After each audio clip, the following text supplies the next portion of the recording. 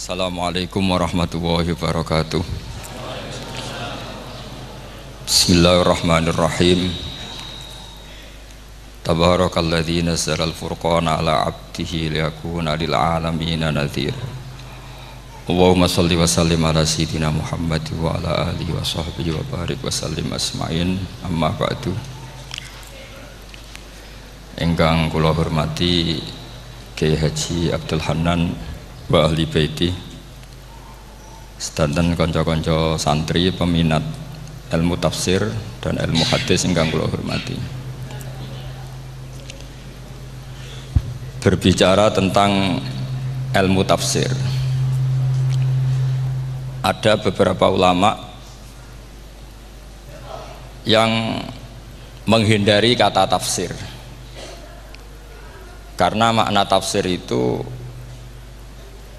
memaknai atau menduga apa yang dikehendaki Allah. Tentu itu sulit. Satu, bahwa faktanya kita sudah tidak bisa komunikasi dengan Allah karena tidak ada wahyu lagi. Sehingga dari kehati-hatian ini pernah suatu saat Abu Bakar ditanya, ma makna abban fi qaulihi ta'ala wa faqihatan wa abba. Beliau menjawab, saya tidak lagi pantas hidup di atas bumi, di bawah naungan langit, jika saya mengatakan naqulu fil Quran, jika saya harus berpendapat tentang Quran apa yang tidak saya ketahui. Itu kehati-hatian yang dilakukan Sayyidina Abi Bakrin As-Siddiq.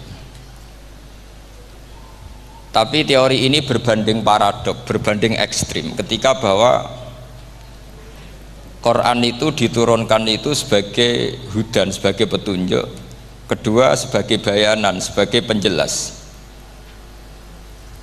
Dan ini yang saya yakini, kalau sebagai penjelas, Quran itu harus jelas sekali dan bisa menjelaskan. Dan Quran mensifati dirinya wal kitabil mubin, demi kitab yang memberi penjelasan. Sehingga dari sudut ini orang kafir pun mungkin memahami Quran. Dan menurut saya orang kafir pun bisa paham Quran. Kalau Ahok itu melintir Quran, tidak memahami Quran, paham? Senok harganya itu melintir Quran tapi tidak memahami Quran.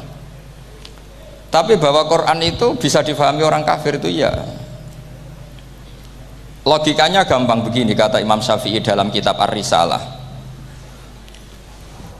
Ketika Quran turun, itu pendengarnya itu tidak ada yang muslim, belum ada santri Kewagian, nggak ada santri Lirboyo, nggak ada santri Sarang. Pendengarnya itu non muslim. Nah ini sampai nangen-nangen, ketika Quran turun itu pendengarnya muslim atau non muslim? Non muslim. Andai kan Quran itu turun tidak difahami orang kafir, maka lalu objeknya siapa, sasarannya siapa?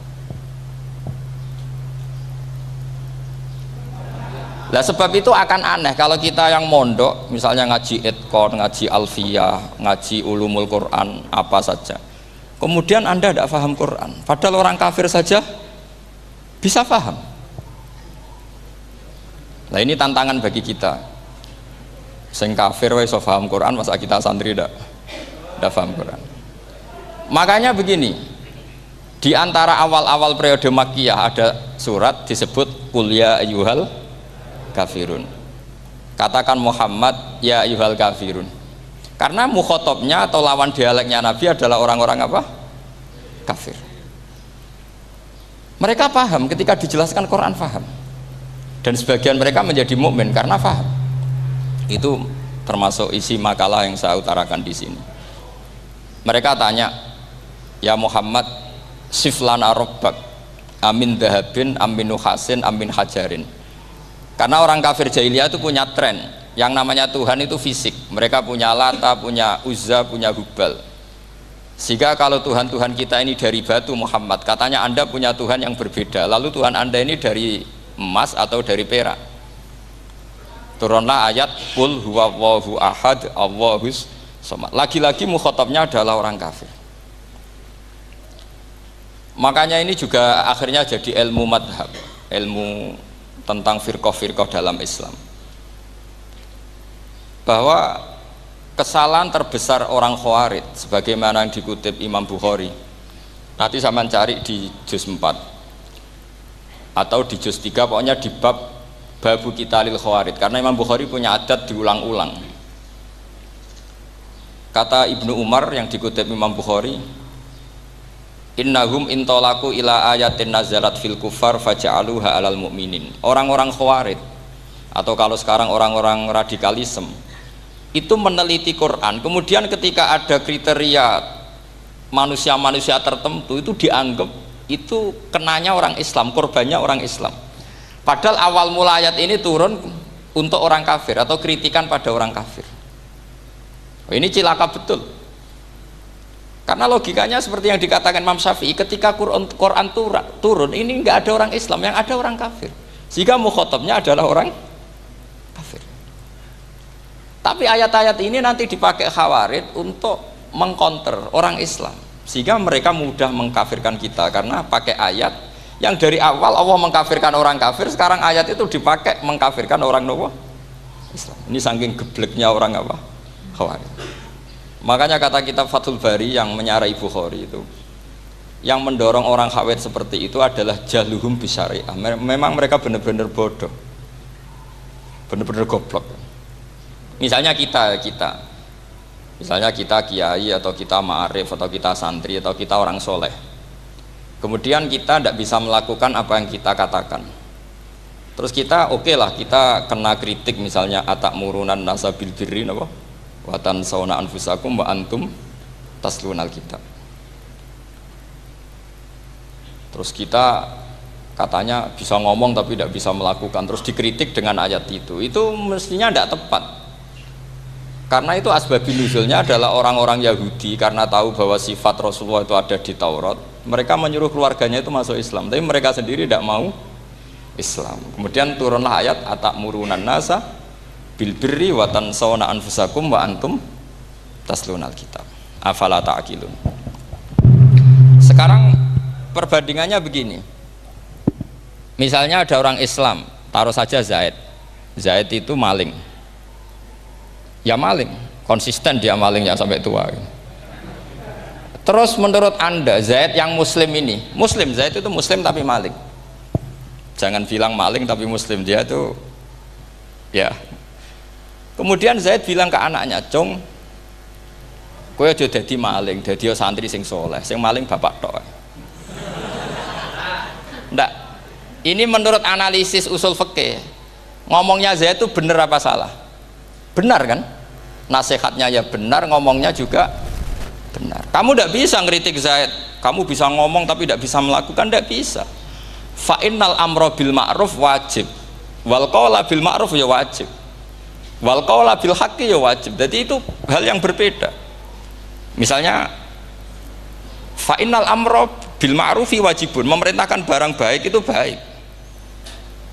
Wa innal qawla bil haqqi ya wajib, mengatakan yang hak itu ya wajib. Berarti Zaid tetap kena khitab, kamu harus nasihati anak secara benar, kamu juga harus ngomong hukum secara benar. Lalu ketika Zaid ngomong hukum secara benar, cung ojo maling, maling itu dosa, cung ojo nerusno profesi ini bapak maling, maling itu tidak benar. Dia berarti sudah melakukan dua kebenaran, yaitu ngomongnya benar, nasihatnya benar. Dia salah, perilakunya tetap maling.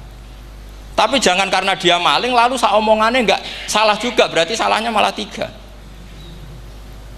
Makanya ini pentingnya ngaji sama ulama, sama ahli usul fikih. Jadi tidak bisa dicampur adukkan. Zaid gagal dalam perilaku, tapi jangan gagal lagi di nasihat. Nanti kalau dia tidak nasihati, maka anaknya terus maling, alasannya niru bapaknya. Karena bapaknya kalau mau nasihati nanti disemprit sama santri-santri, "Pak, sampean ora oleh nasihati anake ora usah maling, sampean dhewe maling." Oh, tidak bisa, cara usul fikih itu malah yudroku kulluh la yudroku napa kulluh, atau bahasa populernya al maisur la yasqutu bil maksur. Misalnya kita sebagai kiai hanya bisa takrib, hanya bisa jurumiyah, apa muda fatul muin cek abote bulet, maknane bulet. Kamu tidak boleh ngomong gini, "Cung, kowe sebagai muridku kudu nurut aku, nak gurumu goblok tok takrib, kowe tok takrib wae." Gak oleh ngelangkai guru, gak sopan gitu misalnya gitu. Nggak boleh gitu. Tetap kita ngomong, "Cung, kowe aja koyo aku. Kowe kudu alim Fathul Mu'in, alim Fathul Wahhab." Sama ndak bisa protes. Pak guru sendiri ndak bisa. Kebenaran tetap sebagai kebenaran meskipun kita ndak kuat melakukan atau ndak bisa melakukan. Lagi-lagi ayat itu sebenarnya ada untuk kita, untuk orang Yahudi, ta'murunan nasa bil birri wa tansawna anfusakum wa antum taslunal kitab. Sebab itu istidlal dengan Quran itu memang resikonya tinggi kalau tidak bagi mutabakhir, karena ya itu tadi, ini harus ada pengetahuan yang luas tentang asbabun nuzul, tentang kriteria. Nah kalau terpaksa, saya katakan terpaksa, kalau terpaksa kita itibar itu boleh, tapi itu terpaksa, bahwa Allah mengkritik orang yang bisa ngomong tapi tidak bisa melakukan. Tapi itu secara usul fikih itu runyam, teori ini runyam sekali, fatal. Sama lihat tuh di kitab Bajuri atau di kitab-kitab fikih yang lain, ketika Shahibil Burdah atau Shahibil Bur'ah itu yang Imam Busiri itu, Muhammad bin Busiri itu, niku salah nama tapi kadung populer. Jadi sebetulnya Imam Busiri itu Shahibil Bur'ah bukan Shahibil Burdah, tapi kadung terkenal Burdah, kita ikut-ikutan apa? Burdah. Imam Busiri itu ngeluh, saya ini orang yang banyak kesalahan. Di antara salah saya adalah saya bisa ngomong tapi tidak bisa melakukan. Yaitu saya ngomong misalnya orang supaya tahajud, saya tidak tahajud. Saya ngomong orang supaya sholat sunat, saya nggak pernah sholat sunat. Itu sarahnya itu yang menyarai itu kan Imam Bajuri itu, yang sarah Burdah. Itu mengkritik begini. Kalau Anda ngendikan itu fi ma'radi dzammin nafsi, yaitu dalam konteks Anda mengkritik diri sendiri, oke. Tapi omongan Anda salah, karena secara usul fikih fatal. Fatalnya begini. Misalnya saya nggak pernah tahajud, ya mungkin itu nyata. Oke, mungkin itu nyata. Apakah kemudian saya tidak boleh mengatakan at-tahajjudu sunnatun? Apa saya diwajibkan diam hanya karena saya tidak pernah tahajud, terus saya seorang kiai yang haram mengatakan at-tahajjud sunnatun? Saya harus tetap mengatakan kalau tahajud itu sunnah. Saya kalau punya santri terus saya bilang, "Cung, napas nganggur yuk tahajud itu sunat." Karena mengatakan kebaikan pasti bagian dari kebaikan itu sendiri. Makanya kata Imam Bajuri, fakaifa yakunul amru bil ma'rufi mazmuman. Bagaimana mungkin sesuatu yang jelas baik karena memerintahkan kebaikan mazmuman menjadi sesuatu yang tercela hanya karena yang mengatakan tidak melakukan. Fa innal fi'la ya amrun wal hukmu ya amrun akhar. Itu beda. Jangan karena Anda tidak minum teh karena diabetes, terus Anda kalau ada tamu tidak disuguhi teh. Karena saya sendiri tidak minum teh. Wah ya repot kalau gitu. Nah itu lagi-lagi tadi orang Khawarij salah ketika mengartikan ayat yang harusnya objek kritiknya itu orang kafir, kemudian karena Quran lama sekali dibaca orang Islam sampai orang itu lupa kalau Quran awalnya turun diantaranya adalah membenahi akidahnya orang kafir, sehingga korbannya orang Islam. Itu mirip seperti cerita kita ya, santri-santri itu kalau punya musuh itu baca Hizib Nasor. Dulu pengarang Hizib Nasor itu musuhnya orang fasik, sehingga di Hizib santri ora duwe musuh wong fasik, duwene kancane dhewe, akhirnya kancane yang kena Hizib. Nah ini penting saya aturkan ya, sama seperti itu. Lama sekali Quran itu hanya dibaca orang Islam dan komunitasnya Muslim, sehingga seakan-akan semua kritikan Quran itu pada orang nopo Islam. Padahal jelas Quran ada kul ya ayyuhal kafirun. Jelas mukhatabnya orang kafir. Sabda kata lakum dinukum waliyadin. Nah ini penting kalau aturakan. Makanya kalau melihat itu, Quran jelas bisa difahami orang kafir. Bahkan banyak orang kafir yang menjadi muslim karena faham maknanya apa? Faham maknanya Quran. Itu jelas sekali. Itu masyhur sekali dialeknya Nabi dengan Walid bin Mughirah, dengan Utbah, dengan banyak sekali, termasuk dengan Abu Jahal, dengan Abu Lahab. Bahkan orang-orang kafir Quraisy itu menyewa namanya Musailamah Al-Kadzab. Kalau di sini umumnya baca Musailamah apa Musailimah? trennya di sini pakai fathah ya. Itu entah ya, nggak tahu saya yang masalah yang mana itu kan, karena memang kalau dalam ilmu riwayat itu sekali salah baca itu kasus betul, kayak Sa'id bin Musayyab atau Sa'id bin Musayyib itu ketika beliau sugeng itu kalau dipanggil Sa'id bin Musayyab itu marah besar, karena maknanya Sa'id al Musayyab itu yang ditawan, makanya beliau bilang sayyabatni Irak wa anal Musayyib, orang Irak mengatakan saya ini ditawan, sebenarnya saya yang menawan mereka. Tapi al-masyhur itu dibaca Sa'id bin Musayyab, padahal dia tidak mau dipanggil Sa'id bin Musayyab, Sa'id bin Musayyab. Karena nama ini penting. Pentingnya begini, ini kata Rasulullah kalau sedang guyon, kata Nabi, mbok kamu itu sekali-kali mikir, kenapa saya ini diberi nama Allah Muhammad. Ini hadis sahih di Bukhari, ada di Kitabul Adab, banyak lah tag ini. Kenapa ya Rasulullah? Allah itu senang bingung wong kafir, kata Rasulullah. Karena Abu Jahal kalau manggil saya jadi bingung. Itu kalau orang Arab kan pasti tahu maknanya. Muhammad maknanya orang yang terpuji. Sehingga kalau Abu Lahab ngomong itu jadi paradok. Hei orang yang terpuji, kamu bohong. Kan jadi aneh. Ya Muhammad kadzabta. Hei Muhammad kamu bohong. Kalau diterjemahkan hei orang terpuji, kamu bohong. Itu akhirnya sahabat tertawa-tawa, karena cek pinter deh pangeran milih nama kamu ya Rasulullah, karena ini bingungkan musuh gitu. Makanya kalau kamu udah anak kiai itu anak kamu panggil, namakan saja Agus, pasti satu pondok manggil Gus semua. Itu aman itu. Oh itu mbok yang nggak seneng tetap panggil Gus. Karena kalau untuk Gus putra kiai kan butuh di bapak kiai, kan bapak kadung ra kiai itu kan, itu ada triknya, yaitu anaknya dinamain Agus. Nah, itu Rasulullah itu sudah dipilih sedemikian rupa oleh Allah, perilakunya benar, ahwalnya benar, sak namanya juga benar. Sehingga ketika Abu Jahal, Abu Lahab tahu bahwa nama Muhammad ini problem, karena ini madah itu memuji. Sehingga mereka kalau mencari Muhammad tuh bilang ainal madmum, mana orang yang tercela. Terus orang-orang Quraisy tidak paham, kamu nyari siapa? Akhirnya mereka bilang, ana atlubu Muhammad, dan saya cari Muhammad. Akhirnya bilang Muhammad lagi. Nah, itu. Nah, Quran juga main di ranah nama. Sehingga Abu Jahal itu namanya kan Abul Hakam. Orang Islam dari awal memanggil Abu Jahal.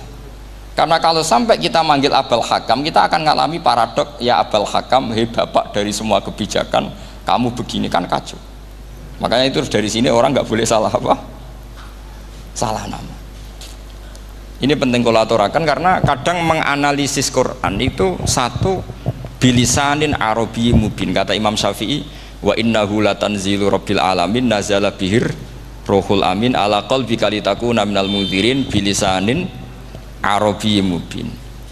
Di antara, kata Imam Syafi'i ini, di antara aturan pokok memahami Quran adalah dia malian bil arabiyah, dia sangat-sangat menguasai bahasa Arab. Itu masyhur dalam dialog Imam Syafi'i. Saman kalau ngaji takrib atau Fathul Mu'in, syarat sahnya tayamum lil musafir itu apa? Tolabul ma', mencari apa? Air. Sampai kalau di takrib dicontohkan, kalau di tempat atas nyari ke bawah, kalau ke bawah nyari ke atas. Imam Syafi'i ditanya, kaifa taqulu bi syartit tolab, bagaimana anda berpendapat bahwa tolabul ma' itu wajib untuk menjadi sahnya tayamum? Terus Imam Syafi'i faqara'a falam tajidu ma'an, kamu pergi kemudian falam tajidu ma'an, kamu tidak menemukan air. Terus Imam Syafi'i mengatakan la yuqalu liman lam yatlub lam yajid wa innama yuqalu lam ya'rif, katanya. Orang yang nggak pernah mencari itu tidak bisa dikatakan lam yajid, tidak menemukan. Kalau belum mencari namanya tidak tahu. Padahal Quran bilang kamu pergi kemudian kamu tidak menemukan air. Tidak menemukan itu berarti harus mencari dulu baru dikatakan lam yajid, tidak menemukan. Kalau tidak pernah mencari namanya tidak tahu. Hanya gitu tok itu jadi ilmu bahwa tolabul ma' itu wajib, karena Allah mengatakan falam tajidu ma'an la yuqalu liman lam yatlub lam yajid wa innama yuqalu lam ya'rif. Orang dikatakan tidak menemukan berarti setelah mencari kemudian kesimpulannya tidak menemukan. Kalau belum mencari namanya apa? Tidak tahu. Nah, dari sini Imam Syafi'i istidlal wajib tolabul. Ini namanya malian bil arabiyah. Dia menguasai bahasa Arab. Begitu juga ulama-ulama sufi. Itu ada cerita Aba Yazid Al-Bustami, itu ada muridnya baca ayat wasiqal ladzina taqaw rabbahum ilal jannati zumara. Orang-orang takwa itu digiring menuju surga. Itu dia nangis. Muridnya kaget. Ini guru saya tidak benar, ini ada cerita surga tapi dia malah nangis karena ayatnya itu digiring. Terus kata Abu Yazid, mereka itu di mana saja? Masa ke surga aja butuh digiring? Ke surga itu kan nikmat, ngapain butuh digiring? Saya tidak mau, kata dia. Abu Yazid itu gak mau digiring ke surga, itu gak mau. Muridnya kan tambah kaget, memangnya mau neraka kan, itu pikirannya itu. Ternyata beliau jawabnya sederhana, saya pas itu sudah dekat sama Allah sehingga tidak perlu digiring. Kemudian saya sudah panitia kiamat pas itu, jadi gak perlu digiring. Nah ini nanti penting jadi satu aturan ilmu ulumul Quran. Saya di rumah itu istiqomah ngajar Qawaidul Asasiyahnya Said Muhammad yang dulu ditulis abahnya Zubdatul Itqon oleh Said Alawi. Kemudian Zubdatul Itqon itu tentu dari kitab Itqon. Terus Said Alawi dulu ngarang kitab Faidul Khobir, sarahnya Faidul Khobir sama Sayyid Muhsin Al-Musawab. Dulu dari Padang, tapi hidupnya di Mekah. Saya dulu talaki sama Mbah Mun. Itu ternyata ada ayatnya, innal muttaqina fi jannati wa nahar fi maq'adi sidqin 'inda malikim muqtadir. Sekarang sampean saya tanya, menurut Anda semua orang kena hisab enggak? Enggak, sampean jawab saja. Menurut Anda ketika di mahsyar semua orang kena hisab apa enggak? Pasti kita menjawab iya. Tapi kata Said Muhammad, itu keliru. Enggak kebayang orang seperti Nabi kena hisab. Pasti yang kena hisab itu orang-orang yang enggak jelas. Nah, misalnya Nabi jelas baiknya, harusnya ya langsung nggak kena hisab. Karena tidak mungkin seorang saksi kok diaudit, tidak mungkin. Lo saksi itu di pengadilan kan nggak tersangka, nggak terdakwa, dia tidak boleh diintervensi oleh hakim. Nah, Rasulullah ketika kiamat, ketika fil mahsyar, fi faslil qada itu jelas, fa kaifa idza ji'na min kulli ummatin bisyahidi wa ji'na bika ala haula'i syahida. Rasulullah sudah dekat Allah, pas mahsyar itu ada Allah, ada Rasulullah, ada Jibril. Kemudian Nabi itu mengidentifikasi, ditanya sama Allah, bener mat ini umatmu? Ya, niki umatmu ya. Kalau yang nggak jelas ya Nabi lama jawabnya. Makanya kamu jangan jadi orang nggak jelas. Nah, itu kalau sekali nggak jelas itu Nabi lama sekali jawab. Nah, artinya begini, yang kena hisab itu meskipun kata Said Muhammad, meskipun Dhahirul Quran itu menetapkan asbata umumal hisab, tapi zahirnya Quran yang sama juga menafikan hisab. Itu karena nggak mungkin, nggak kebayang kita malaikat berani menghisab afdalul khalqi. Sama bisa bayangkan malaikat mengaudit Rasulullah SAW, ahabbal khalqi ilallah, kepen cilaka mencit ya. Wong jajar Allah kabeh dinten audit sudah indah. Fa kaifa idza ji'na min kulli ummatin bisyahidi wa ji'na bika ala haula'i syahida. Lalu mungkar nakir juga sama. Sampean bisa bayangkan mungkar nakir tanya Nabi Muhammad. Tesnya susah. Karena kalau Rasulullah terus ditanya, "Waman nabiyuka?" Wah, itu kan bisa kiamat itu.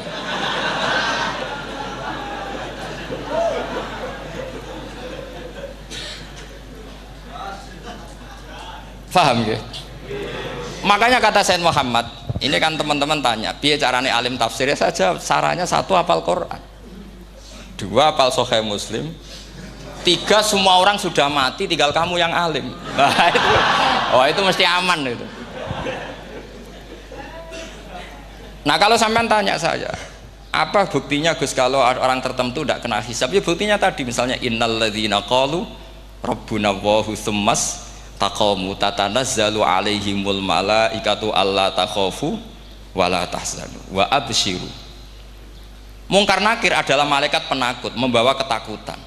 Sementara para wali ini jelas malaikat kena konstitusi, malaikat harus mengatakan ke para wali Allah takhofu wala tahzanu. Padahal Nabi tentu sayyidul auli. Para wali saja malaikat kena aturan, kamu harus bilang Allah takhofu wala tahzanu wa abshiru.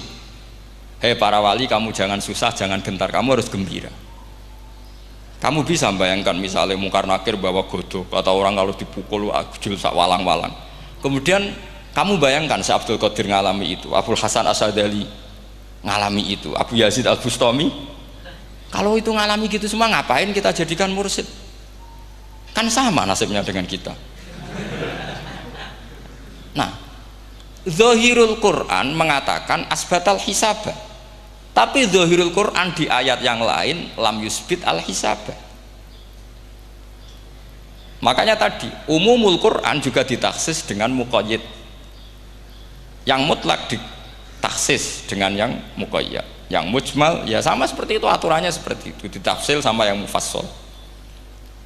Sama orang kafir yang jelas, sampean bisa bayangkan malaikat ngaudit Fir'aun, cek kurang penggaweane, jelas eleke kok di audit.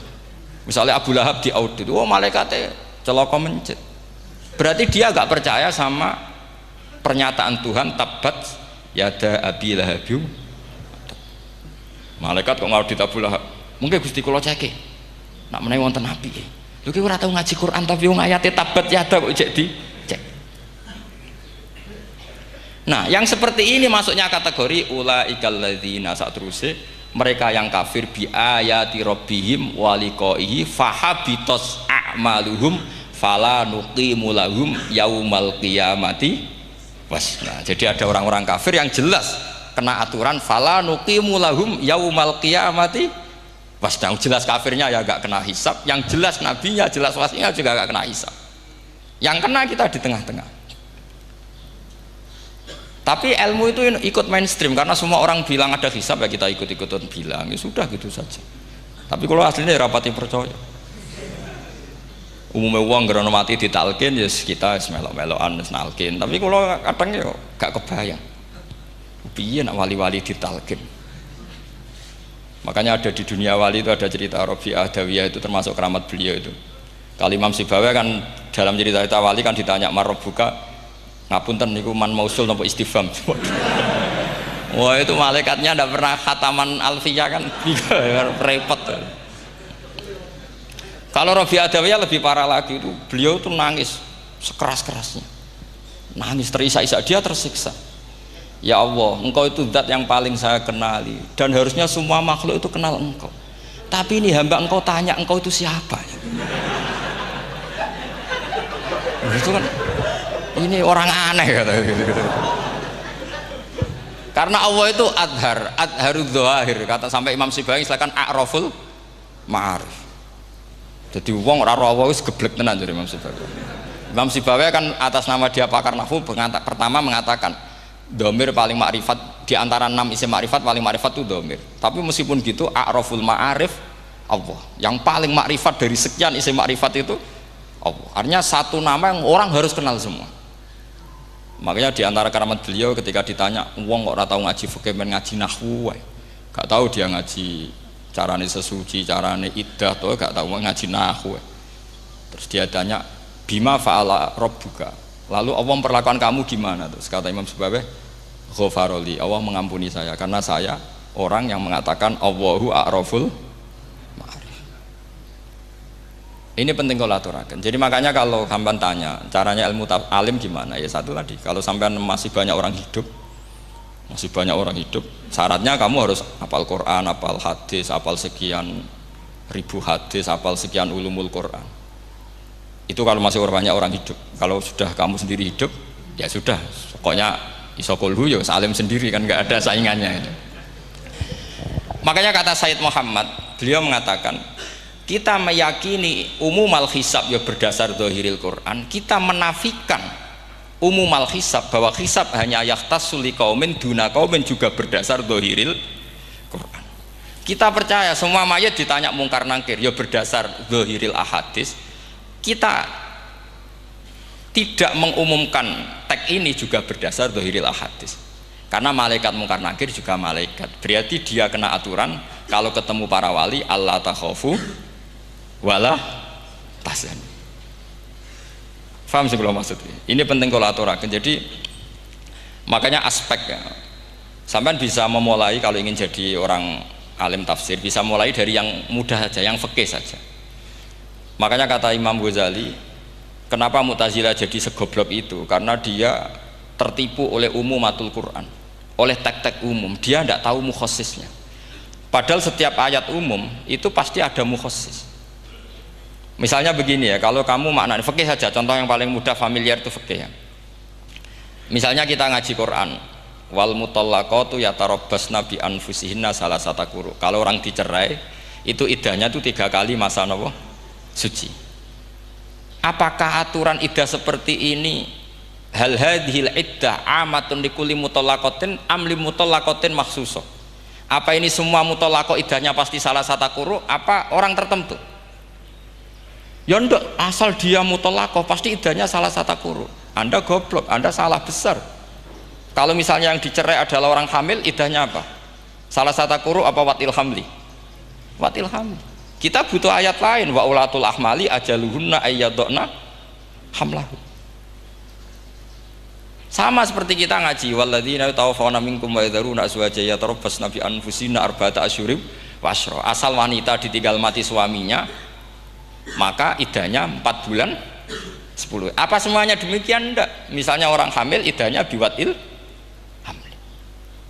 Artinya kalau Anda tertipu umumatil Quran berarti Anda sama dengan menghukumi orang ditolak semua iddahnya salasata quru. Sama misalnya orang sekarang dalil-dalil wa may yatawallahum minkum fa innahu minhum. Kalau berkawan orang kafir maka dia menjadi kafir. Itu kan fatal. Semua nabi ya berkawan orang kafir karena dakwahnya memang sama orang kafir. Lo coba andai kan sampean hafal Quran itu sama teori itu tuh mungkin menyedihkan. Coba istilahnya Quran wadhkur akho'at wa ila adin akhawum huda wa ila samuda akhawum. Terus semua umatnya yang kafir disebut akhawum. Akhaw itu artinya apa? Saudara. Mereka ya berkawan sama orang kafir. Makanya butuh analisis fikih untuk maknani wa may yatawallahu minkum fa innahu. Setelah dianalisis fikih, ternyata semua nabi diistilahkan wa ila madyan akhahum syuaiba wa ila adin akhahum huda. Akhaw itu artinya apa? Saudara. Kalau sampean tanya, lalu logikanya gimana? Kata kitab-kitab kan wa in kana dasarin fajanibhu suratan. Kalau ada teman buruk jauhi, kalau teman baik temani. Kalau cara usul fikih gampang. Kancanan maling dosa, wong kok kancane maling. Tapi nak dakwai maling apik kan? Aku ora ngancani kok dakwai dandani, selesai kan? Ngancani maling elek, nak dakwai maling apik. Demenan rodo elek, nak didik apik kan, itu seperti itu. Nah, ini penting kalau aturaken. Dan di sini ini makanya NU itu punya sejarah panjang, banyak wali-wali yang jadab, yang coro zahir itu kancanan wong fasik-fasik. Orang syariat bingung, ini wali kok berteman orang fasik. Ya kalau kamu bahasakan teman ya masalah, kalau kamu bahasakan ini binaan. Enggak, sama jawab saja. Kalau dibahasakan teman masalah enggak? Masalah kan? Tapi kalau dibahasakan itu binaan, selesai kan? Sama, Nabi berkawan orang kafir itu enggak karena berkawan, itu binaan Nabi. Memang Nabi itu jadi Nabi, objeknya adalah mengislamkan orang kafir. Ya berlama-lama Nabi dialek dengan mereka, muasyarah sama mereka. Bahkan Nabi diharuskan bersikap baik sama mereka. Itu yang disebut fabima rahmatim minallahi lintalahum walau kunta fadzan ghalidhal qalbi lan faddu min haul. Tapi sekarang itu orang sudah tidak pakai ilmu. Orang-orang radikalisme itu nggak pakai usul fikih. Pokoknya kalau ada ayat terjemahnya gini ya sudah itu jadi madhab. Akhirnya kecelakaan seperti ini. Pokoknya kalau ada ayat faqtulul musyrikina haitsu wajadtumuhum wa khudhuhum wahsuruhum waq'udu lahum kulla marsad. Sudah hafalnya ayat itu saja. Dia tidak mau ngapalkan misalnya qatilul ladzina yuqatilunakum. Ada ayat lagi wa akhrijuhum yamin haitsu akhrajukum. Sehingga ulama kita membagi kafir itu ada harbi kita musuhi, ada zimmi, ada muahad, ada musta'man. Itu ulama karena tahu tidak semua orang kafir itu harbi, tidak semuanya zimmi, tidak semuanya muahad, tidak semuanya musta'man. Kalau harbi oke, kita perang, kalau zimmi ya kita bina. Kalau muahad ya sesuai perjanjian kita, kompensasinya apa, MOU-nya kayak apa. Tapi apalnya mereka ayat satu tema. Nah celakanya kita yang ngaji di pondok-pondok yang katanya spesialis ingin alim tafsir, apalnya ya satu ayat juga. Wah itu kan satu ayat versus satu ayat, itu ngeri. Makanya kalau sampean tanya saya, ini katanya di acara ini sampean tanya gimana caranya jadi ahli tafsir, saya jawab gampang. Caranya itu hafal Quran, hafal hadis, terus hafal ulumul Quran. Ya misalnya Nadoman ya Faidul Khobir lah, kalau kitab Nasar ya minimal itu setengah lanya itkon lah, kalau nggak lanya-lanya amat ya agak lanya. Karena kitab tafsir itu gampang, teorinya itu mudah sekali. Misalnya al-ibratu bi umumil lafzi la bi khususis sabab, itu sama dengan kayak kaidah fikih. Karena kalau kaidah fikih itu saya itu pernah dibisui kiai itu, ini kisah nyata itu, dibisui kiai itu pas basul masail. Dulu saya itu masih sering mau basul masail. Tani mun pensiun mun mboten niku mun. Dulu saya dengan Gus Zofur putrane Mbah Mun itu sering makili Pondok Anwar basul masail fikih. Tapi tidak tahu ceritanya Gus Zofur jadi dokter tafsir, saya juga kok ya tahu-tahu menekuni tafsir. Lama-lama orang itu lupa status saya yang fakih ya. Makanya saya itu ya kadang eman gitu, karena ini status penting juga. Tapi status fikih itu kadang memang menyesatkan. Karena begini, itu dulu pernah ada basul masail itu begini. Ini kisah nyata ini. Ada desainer baju putri untuk putri, anak putri. Kemudian desainer itu menciptakan satu celana pendek misalnya, atau celana seperempat. Dengan desain ini pasti kalau dipakai itu auratnya itu kelihatan. Bagaimana hukumnya desainer ini? Apa termasuk mimman sarro'a as-sayyi'ata? Karena terjadi kasfil aurat. Apa enggak? Rata-rata kalau kiai yang khusuk-khusuk, yang sepuh-sepuh, desainer itu dosa. Gara-gara tren pakaian ini mau itu buka aurat. Tapi kiai-kiai alim yang muda-muda, entah saking belingnya, entah saking pinternya, tidak tahu. Bilang begini, Pak Yai, yang didesain apa? Ya celana itu. Lalu celana itu fungsinya nutupi apa buka aurat? Ya nutupi. Lu kan lumayan urun nutupi. Kalau haram ya dicopot, lu kan malah parah itu. Bingung kayak gini. Sampai bilang gini, wah semanis. Itu kan makanya ini guyon ilmiah. Repotnya ngadepi orang alim muda itu kan mbok gedhingi ku ilmiah, mbok senengi fasik.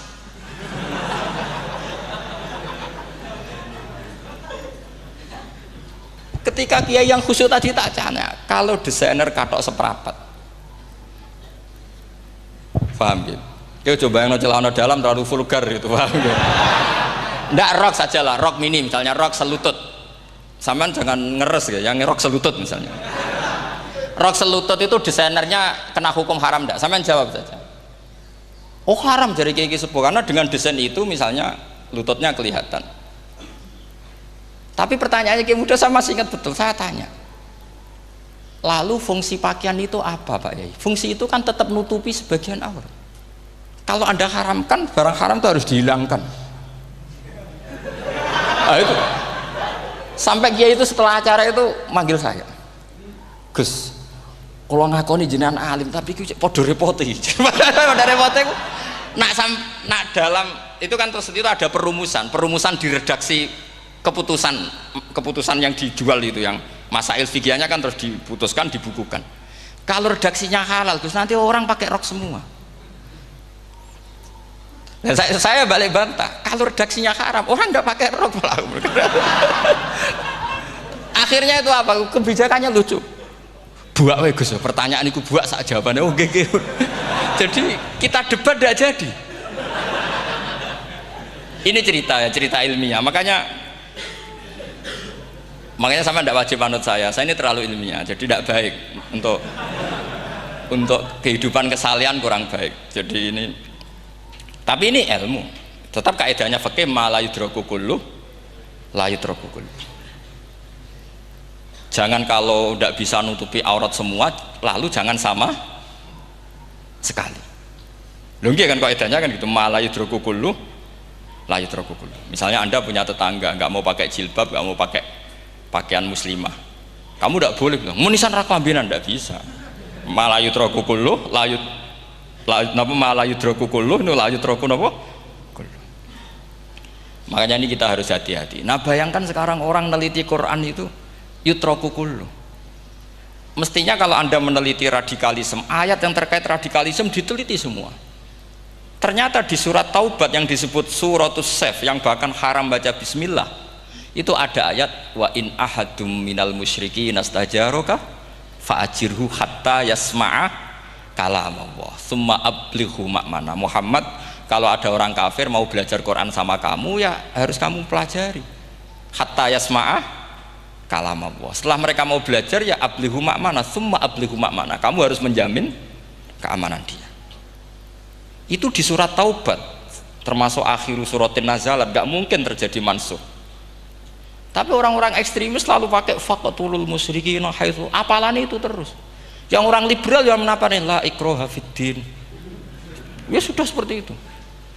Sing orang-orang ora tegas, ora tau nahi mungkar, ya ma arsalnaka ila rahmatal lil alamin, ngono terus. Yang kelompok tukang nahi mungkar ya ayatnya amen nahi mungkar. Saya tuh heran, kenapa mereka punya masalah dengan hafalan kayaknya. Kenapa sih hafalannya kok pedot itu? Kita yang hafal semua bingung jadi. Jadi akhirnya kita yang pinter anut sing goblok. Karena saya tuh pernah debat sama orang salaf, debat gitu. Setelah saya mengutarakan sekian hadis, ada tuh Pak hadis itu, waduh, harusnya kamu ngaji saya, ada debat-debat tuh yang level, kalau nggak level tuh nggak boleh kata itu. Itu kan ngeri. Makanya ini penting ya, kalau sampean tanya ingin jadi alim tafsir ya harus hafal Quran semua. Nah, kalau tidak mungkin yang nunggu orang semua mati baru Anda jadi ahli tafsir, karena tidak ada musuhnya. Tapi saya pastikan orang kafir pun bisa memahami Quran, yaitu tadi hatta yasma'a kalam Allah. Sayyidina Umar itu masuk Islam itu gara-gara dengar adiknya baca Toha, ma anzalna alikal Qur'ana litashqa illa tadhkiratal liman yakhsha tanzilam mimman khalaqal arda was samawati ula ar-rahmanu alal arsis tawa. Itu dia ma huwa bikalamil basar, tidak mungkin seperti ini karangan manusia, itu tidak mungkin. Akhirnya dia Islam. Banyak orang Islam karena diperdengarkan Quran, karena memang notnya sudah unik, makna kualitasnya juga sudah unik, semuanya itu unik, indah. Sampai sekarang pun orang kafir itu orang paling tahu Quran. Makanya Allah mensifati orang kafir itu hasadam min indi anfusihim mim ba'di ma tabayyana lahumul haq. Sekarang sama saya tanya, orang sing tabayyana lahumul haq itu orang faham apa orang tidak faham? Mereka orang kafir itu mengingkari Quran, padahal mim ba'di ma tabayyana lahumul haq, setelah kebenaran nyata bagi mereka. Nyata bagi mereka artinya orang kafir faham apa tidak faham? Faham. Cuma mereka punya penyakit hasadam min indian. Mereka juga kalau ada ayat tentang ahkam yang memberatkan, mereka bilang i'ti bi Qur'anin ghairi hada au badil. Muhammad harusnya jangan tema itu yang diangkat, bu cari Quran yang lain yang enggak tema itu. Mereka sampai memilih tema itu karena paham apa karena tidak paham? Karena paham. Makanya di makalah saya pastikan ngaji tafsir itu gampang, karena orang kafir pun bisa. Kalau kasus Ahok itu bukan paham itu melintir, beda, paham sama melintir itu beda. Itu diterjemah kemenang tuh jangan mengangkat kawan orang Islam, bukan mengangkat pemimpin. Ya likinya kalau ngangkat teman saja tidak boleh, apalagi ngangkat pemimpin. Fatal mana berteman sama orang salah sama ngangkat. Saman kancanan maling itu apik nak menawa nang andani. Terus ngangkat, "Hei maling ke pimpinanku." Parah mana? Parah mana? Artinya sama saja ketika diterjemah jangan ngangkat teman, sebetulnya ngangkat pemimpin lebih fatal. Itu kan mafhum awlawiyah, itu kan normal saja. Itu di Quran biasa, misalnya innalladzina ya'kuluna amwalal yatama dzulman, orang yang makan hartanya anak yatim secara zalim. Terus kamu bilang, Gus saya tidak makan kok, sepeda motornya tak gasap, tak jual. Yang diharamkan kan makan. Wah, ya sarap kalau gitu. Maknanya begini, memakan harta anak yatim artinya ifsad. Ifsad itu merusak. Nak ngono ikhraq, membakar atau mencuri sama dengan makan, bal asad, malah kan lebih apa? Lebih apa? Dasar. Jadi yakuluna di situ tuh ba'dul amsilah, sebagian contoh min wujuhil ifsad atau min wujuhil ihlak. Jangan kok karena ayatnya makan, oh yang haram tuh makan, kalau nyuri gak apa-apa. Waya fata. Itu kan sama dengan santri geblek ketika ada kiai ini, cong, kowe mbek bojomu jogeman naboi. Suatu saat istrinya lapor lagi, Pak Yai sekarang tidak naboi tapi nyadui. Karena naboi itu pakai tangan. Mereka pertama dilaporkan kiainya, Pak Yai suami saya itu sering memukulin saya pakai tangan gini. Jong jogeman naboi bojomu. Nggih Pak Yai siap. Suatu saat istrinya lapor, Pak, tetap benjut, kenapa? Kulo nak niki disadui. Mereka pikirane sing haram nabok, nak nyaduk halal. Wah itu kan ngajak goblok bareng. Nah masalahnya di usul fikih kasusnya seperti itu. Makanya saya ini kadang ya maliki sekali. Kadang saya itu maliki sekali. Kadang ya. Misalnya begini, saya beri contoh. Ini yang kisah nyata ya. Ada seorang Arabi datang ke Rasulullah. Ya, tadi kan teman-teman minta juga ilmu hadis ya. Ini satu paket saja. Itu tadi nanti kalau sampean kasih lalim ndak itu sudah ada urusan saya tadi. Nunggu orang mati banyak tadi. Kalau nggak usah nunggu orang mati, sarannya tadi apal tadi. Ya Rasulullah ahlak tuh. Saya ini orang yang rusak. Wama ahlakaka. Lalu yang bikin rusak kamu apa? Qol waqatu imroati fina hari Ramadan. Saya menjima istri saya ketika masih siang. Fina hari Ramadan, siang Ramadan. Walhasil Nabi tidak menyuruh hanya kodok, tapi menyuruh kafaroh. Kafarohnya itu merdekakan budak atau memberi makan 60 orang miskin atau puasa berapa? Puasa 60 hari. Atau urut merdekakan budak atau puasa 60 hari atau memberi makan sitina miskin. Oke, kita sepakat ya hadis itu sahih dan diulang-ulang oleh ashabus sunan. Oke, riwayatnya nggak masalah. Sekarang kita analisis maknanya. Sekarang sampean saya tanya, kalau anda misalnya sekarang jam berapa ini? Misalnya sekarang jam 9 kurang seperempat Ramadan, terus anda rokok atau anda ngopi, kepengen ngopi terus ngopi tanpa udhurun syar'iyin, anda hanya wajib qadha apa bayar kafarah? Tidak sampean jawab. Rata-rata kiai kita, oh mau wajib qadha Gus karena gak jima. Sing seru kafarah itu nak jima. Kan ngombe kopi be jima beda. Pertanyaannya tuh lucu, ini naif secara fikih masalah. Masalahnya begini. Jima bojo itu tidak zina. Jima bojo itu zina apa enggak? Enggak. Berarti dengan makan bedanya apa? Sama kan? Sama-sama amrun mubah. Sesuatu yang boleh. Kenapa hukumannya berat? Makanya kata Imam Malik, ndak itu nilainya. Nilainya adalah hadku hurmati Ramadan bi ghairi udhrin syar'iyyin. Makanya kata Imam Malik, siapapun yang makan fina hari Ramadan, iftar apapun fina hari Ramadan bi ghairi udhrin syar'iyyin, maka hukumnya sama dengan jima fina hari Ramadan. Karena sama-sama ihlak ifsad hurmata Ramadan bi ghairi udhrin syar'iyyin. Londa ini ilmiah. Kamu udah harus cocok, tapi otak kamu harus percaya. Loh iya kan beda kan? Saya secara nafsu tidak cocok, cek berarti. Tapi ilmiah saya setuju. Kalau kiai kandani itu kan pasti pakai badul amsilah, kan nggak mungkin semua contoh disebut. Cong penak melaku jogeman delok wedok iku mari setan. Mboten delok Mbah, nyekel lho malah parah to.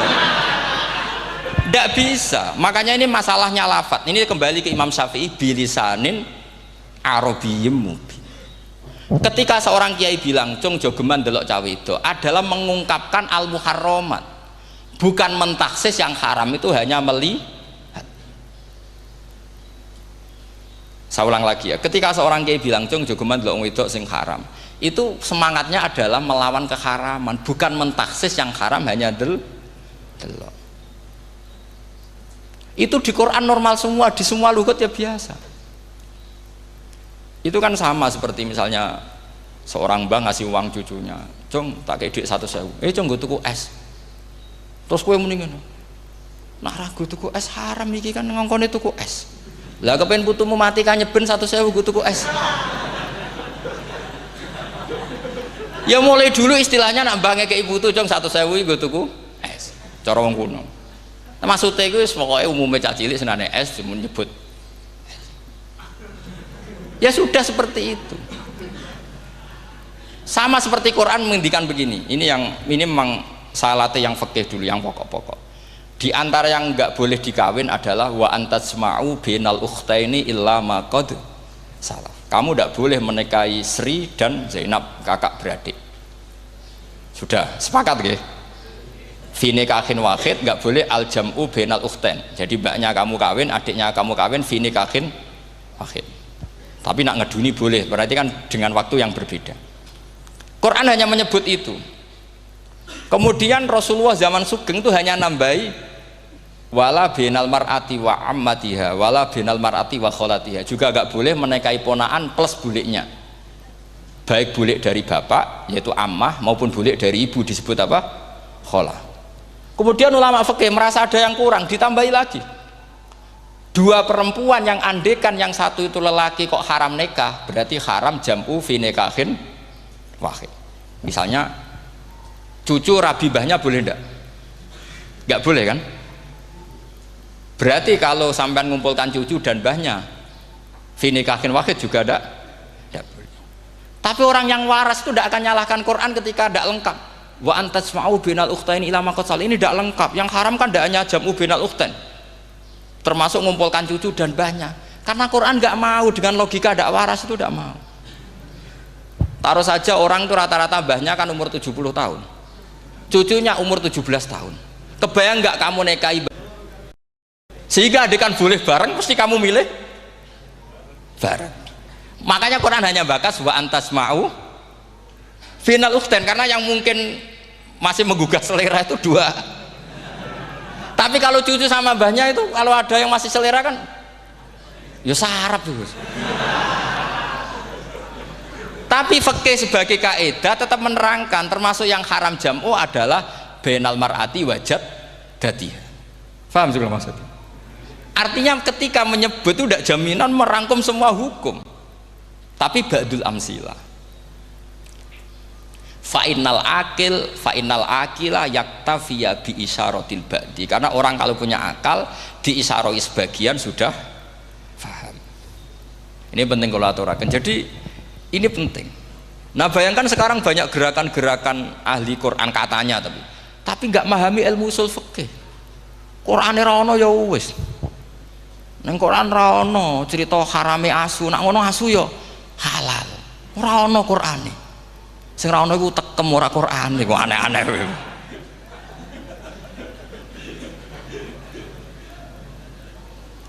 Itu kan sama. Terus sampean misalnya tadi jam 09.00 Ramadan tambah uzurin syariyin terus mangan mie rokokan, itu kan melecehkan Ramadan biguri uzurin syariyin, karena melecehkan hurmata Ramadan kena sanksi separah itu.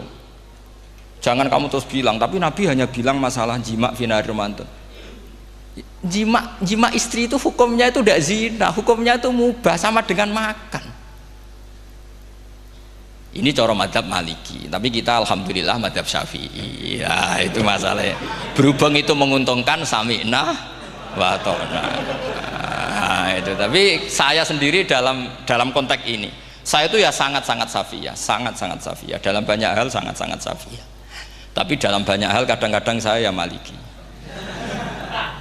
Nah, itu kan kalau sampean tanya kenapa gitu, ya hikmahnya baca banyak saja. Karena yang Syafi'i itu ya karena bacanya hanya Syafi'i, itu bukan fanatik, itu keterbatasan. Jadi itu beda, itu namanya tidak fanatik, itu keterbatasan. Itu beda sekali. Jadi kita harus ngaji yang banyak. Saya termasuk utang ya sama Imam Syafi'i itu baca kitab Ar-Risalah. Itu kitab yang kadang satu ulama baca sampai 500 kali. Yaitu Imam Syafi'i itu dalam kitab Risalah itu begini, ini termasuk ulumul Quran yang paling penting. Muqaddimahnya begini, wan nasu sinfani min awalil amri, wan nasu sinfani. Ketika Rasulullah datang membawa Quran itu manusia hanya ada 2. al kuffar sing dari jenis ahli kitab dan kuffar dari jenis yang tidak ahli kitab. Bahkan tidak ada orang Islam zaman itu. Pertama Nabi jadi Nabi itu adakah pendengar yang Muslim? Kan tidak ada, semuanya ahli kitab. Makanya susah kalau Quran kamu analisis korbannya orang Islam tuh, kata Ibnu Umar tuh lucu. Dulu tuh mukhatabnya tuh orang kafir, jelas kuliah ayyuhal kafir. Ya ayuhan nasu ubudu rabbakum alladzi khalaqakum. Jelas orang kafir.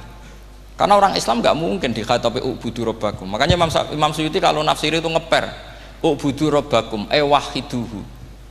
Tapi kalau mukhatabnya orang Islam dawimu alal ibadah atau dawimu alat tauhid. Karena dia tahu kalau mukhatabnya orang kafir ubudu ya masih wahidu. Kalau sudah Islam kok dikhitabi ubudu mudawamah alal ibadah. Itu saking alimnya Imam Suyuti. Ini saya teruskan. Kalau mukhatabnya itu orang kafir ahli kitab, itu kemungkinannya ya dua cara mereaksi Quran, yaitu disebut lam yakunil ladzina kafaru min ahlil kitabi wal musyrikina munfakina hatta ta'tiyahumul. Jadi lam yakunil ladzina kafaru, jelas kafaru itu umum.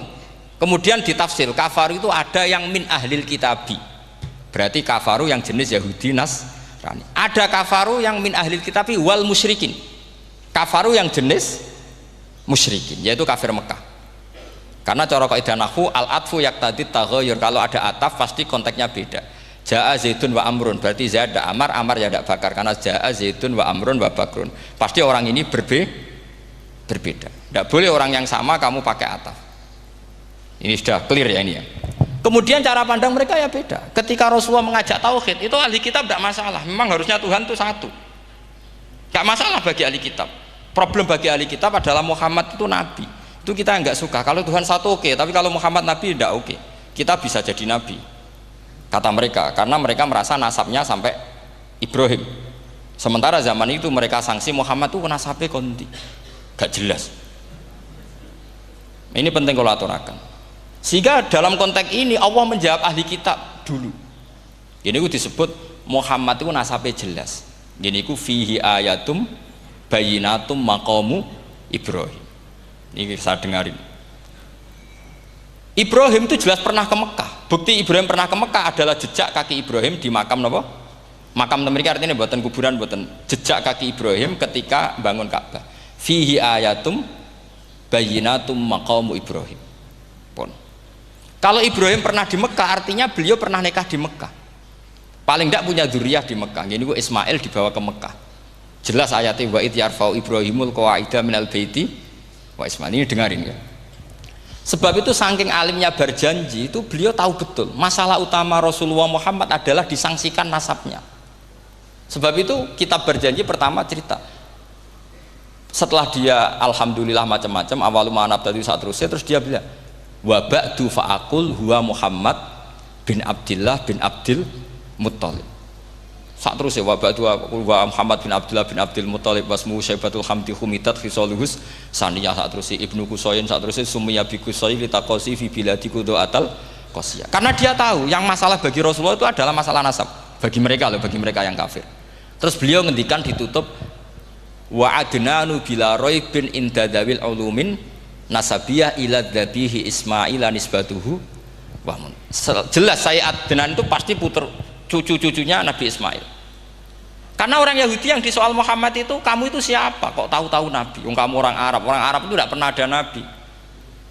Ya Nabi itu normalnya orang Israel, yaitu turunan Yahudi, karena Yahuda bin Yakub bin Ishak bin Ibrahim. Akhirnya Allah membuktikan fihi ayatum bayinatum maqami. Bukti kalau Ibrahim pernah di Mekah adalah jejak kakinya di Mekah, itu dekat Ka'bah. Ini jawaban Allah yang tentang ahli kitab, karena sudah jelimet. Ada ilmu ansab, ada ilmu nasab, ada polemik kitab samawi. Kalau kafir Mekah ini goblok-goblok. Ketika Rasulullah pakai teori tauhid, orang kafir Mekah itu sangat gobloknya bilang gini, Muhammad, kita ini urusannya banyak, utang kita banyak, kasus saya banyak. Kok Tuhannya satu itu tidak cukup? Yaitu mereka mengatakan aja'alal alihata ilahau wahida inna hadza la syai'un ujab. Bagaimana Tuhan hanya satu? Urusan kita banyak, masalah kita banyak. Tuhan nggak boleh satu, harus banyak. Sejumlah urusan kita. Ada Tuhan BPKB, Tuhan macam-macam lah. Ada Tuhan kredit, Tuhan kas macam-macam lah kan. sesuai sebanyak urusan kita. Mereka tanya aja alal alihata ilahu wahida, masa Tuhan satu, inna hadza la syai'un ujab, ini aneh. Tapi Rasulullah dengan sabarnya, kalau yang seperti ini Allah menjelaskannya beda dengan yang pertama, karena tadi orang kafir itu bisa min ahlil kitab, bisa wal musyrikin. Lam yakunil ladzina kafaru min ahlil kitab, ada yang wal musyrikin. Semuanya ini tidak pernah munfakina hatta ta'tiyahumul bayyinah. Mereka tidak pernah tercerabut dari pikiran mereka, dari mainstream mereka, sampai ada bayyinah. Bayyinah itu kejelasan kebenaran atau benar yang begitu jelas. Itu siapa? Rasulun minallah yatslu suhufam mutahhar. Akhirnya Nabi sabar. Saking sabarnya Nabi itu ngomong gini, ya di khalayak umum, mukhatamnya ya kafir semua. Hei saudara-saudara kami suku Quraisy, kita ini sebangsa. Nabi tanya, Muhammad, ajaran kami itu benar karena kamu itu orang yang kita percaya, tapi kali ini Anda aneh karena ngajak satu Tuhan. Itu tidak mungkin, urusan kita banyak, satu Tuhan juga mungkin, Tuhan harus banyak. Kita punya 3 aja kurang banyak kan, hanya punya Lata, Uzza, Hubal. Rasulullah dengan sabarnya ngendikan gini, hei kaumku, kalau kamu jadi pembantu, jadi buruh, senang mana punya majikan banyak sama majikan satu. Kalau majikannya banyak, itu perintahnya beda-beda, seleranya beda. Semua harus kamu lakoni, semua harus kamu taklui karena kamu harus nurut. Wah ya repot mat kalau di majikan banyak, oh ngerepoti mesti. Rasulullah tinggal nimpali, Tuhan kamu itu majikan kamu, kalau Tuhannya banyak perintahnya ya banyak, seleranya beda-beda. Kamu bingung nggak? Wah ya bingung, ya sudahlah mat satu aja. Akhirnya mereka masuk Islam. Nah itu disebut Nabi itu fatona, punya kecerdasan artikulatif, kalau menjelaskan itu masuk akal. Nah itu disebut dorobawahu matalar rojulan fihi syuraka'u mutasyakisuna wa rojulan salamal lirojul hal yastawiyani masalah alhamdulillah. Nah ini penting, Allah membuat satu perumpamaan bagaimana ada satu pembantu yang punya majikan banyak, yang berbeda-beda seleranya, berbeda-beda perintahnya, dengan kalau hanya satu majikan. Apakah sama? Mereka jawab tidak sama, enak punya satu majikan. Begitulah Tuhan kamu, harusnya satu. Jadi artinya gini, kalau kamu ngaji ulumul Quran, kamu harus tahu ini khitab ke kafir. Kafir yang mana? Ahli kitab atau kafir yang musyrik? Nah sekarang tidak tahu lagi, pokoknya kafir. Makanya kalau orang berdebat mereka itu tidak goblok meneh. Waduh. Makanya sama tidak usah ketularan goblok, sing pun sing wis goblok ora usah ditambahi mun kathah dan ini pun niku. Ya karena kita ngaji jelas Qur'annya kan lam yakunil ladzina kafaru, itu masih ada min lil bayaniyah atau min li bayanil jinsi. Kafaru itu sopo? Siji min ahlil kitab, 2 kafaru sing wal musyrikin. Dua-duanya tidak pernah munfakina hatta ta'tiyahumul bayyinah. Mereka tidak akan tercerabut dari pikirannya sehingga ada bayyinah. Bayyinah itu siapa? Rasulun minallah yatslu sufam. Nah, ketika Nabi menjelaskan asal usul nasabnya bahwa Sayyid Adnan itu ila Ismail jelas putra Nabi Ibrahim, mereka terus baru iman karena ada fihi ayatum bayyinatum maqamun apa Ibrahim. Ya jadi saya kira demikian, nanti kan akhirnya jam pinten teman.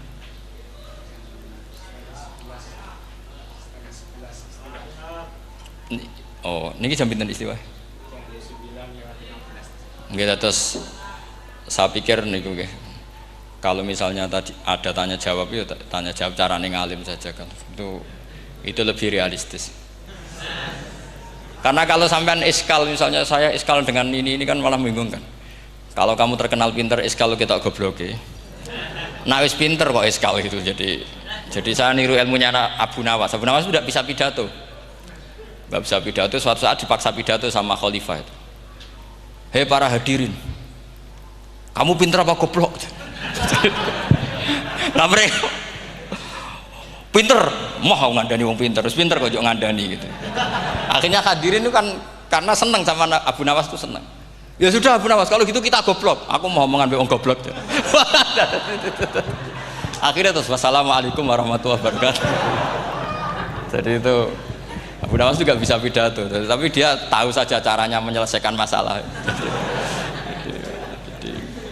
Jadi itu Abu Nawas. Jadi ya orangnya kacau tapi cerdas itu, makanya jadi guyonan. Sebenarnya Abu Nawas itu figur yang nyata, tapi tidak senaif yang diceritakan orang-orang di anekdot itu. Ya, beliau itu orang soleh ketika era Harun ar-Rasyid. Tapi ya tadi karena banyak cerita yang macam-macam. Ya, Abu Nawas itu, makanya ini cerita anekdot. Jadi riwayatnya nggak jelas tapi lucunya jelas. Gitu. Jadi itu. Dia itu mangkel punya tetangga profesor ahli astronomi. Adiknya itu mau iso omong tok. Abu Nawas mau pinter molak-malik omong kan masyhur itu dia cerita hari Senin tanggal sekian lihat Abu Nawas di alun-alun mau terbang. Orang lihat semua itu Abu Nawas itu ya sudah di podium ya hanya gitu-gitu tok. Kok nggak mau terbang-terbang? Ya mau itu ya tidak. Wassalamualaikum warahmatullahi wabarakatuh. Yang bilang Abu Nawas terbang siapa? Abu Nawas mau terbang. Yang namanya mau itu ya tidak.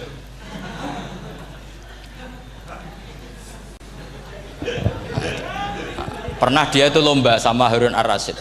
Siapa paling banyak pengunjung rumahnya di alun-alun. Harun ar-Rasyid bikin khemah, dia bikin khemah. Tentu cerita ini bohong, yakini ini bohong. Makanya ini bohong tenang. Makanya ini anekdot, hanya guyonan. Harun ar-Rasyid karena dia raja itu ada apel, ada makanan macam-macam. Ya tentu pengunjungnya banyak. Batas akhir itu penilaian jam 12 malam. Abu Nawas tenang, satu pun nggak ada pengunjung, nggak ada makanan, nggak ada apa. Pas jam 12 rumahnya dia, kemahnya dibakar. Orang ke dia semua. Tit menang dia karena jumlahnya, bahkan Harun ar-Rasyid itu datang ke kemahnya dia karena lombanya kan pengumpulan massa terbanyak. Tit jam 12. Harun ar-Rasyid pikirannya santri ya sugoi jajan nggak mesti teko, pikirannya gitu. Abu Nawas pikirannya beda, jenenge ana kebakaran pasti datang. Wis dihitung biaya khemah sama hadiahnya banyak hadiahnya. Yang ahli falak ini punya ilmu yang rasional, yang pinter sekali. Dia ilmuwan bahwa bumi itu bulat-bulat. Nah, saya lagi tren meyakini bumi flat nih, ya kacau nih. Gara-gara penjelasan sing sepihak. Ini wong nganggur. Lah wong ilmuwan kok sentimennya perkara wedi duit. Enggak boleh ilmuwan menyebut sentimen apa? Uang. Akhir bumi itu bulat-bulat. Jadi kalau Anda jalan ke timur terus nanti ke titik yang sama. Abu Nawas ora paham karena dia memang enggak ahli sains gitu. Suatu saat si profesor ini kemalingan, malingnya melayu ngetan. Terus minta tolong sama Abu Nawas, kejarlah maling itu. Kemana? Ke timur. Dia ngejar ke barat. Ditanya sama profesor, saya udah bilang larinya maling itu ke timur, kau kejar ke barat, nanti ketemu di titik yang sama. Jadi, akhirnya profesor yang ngerti, oh ngenyek tuh.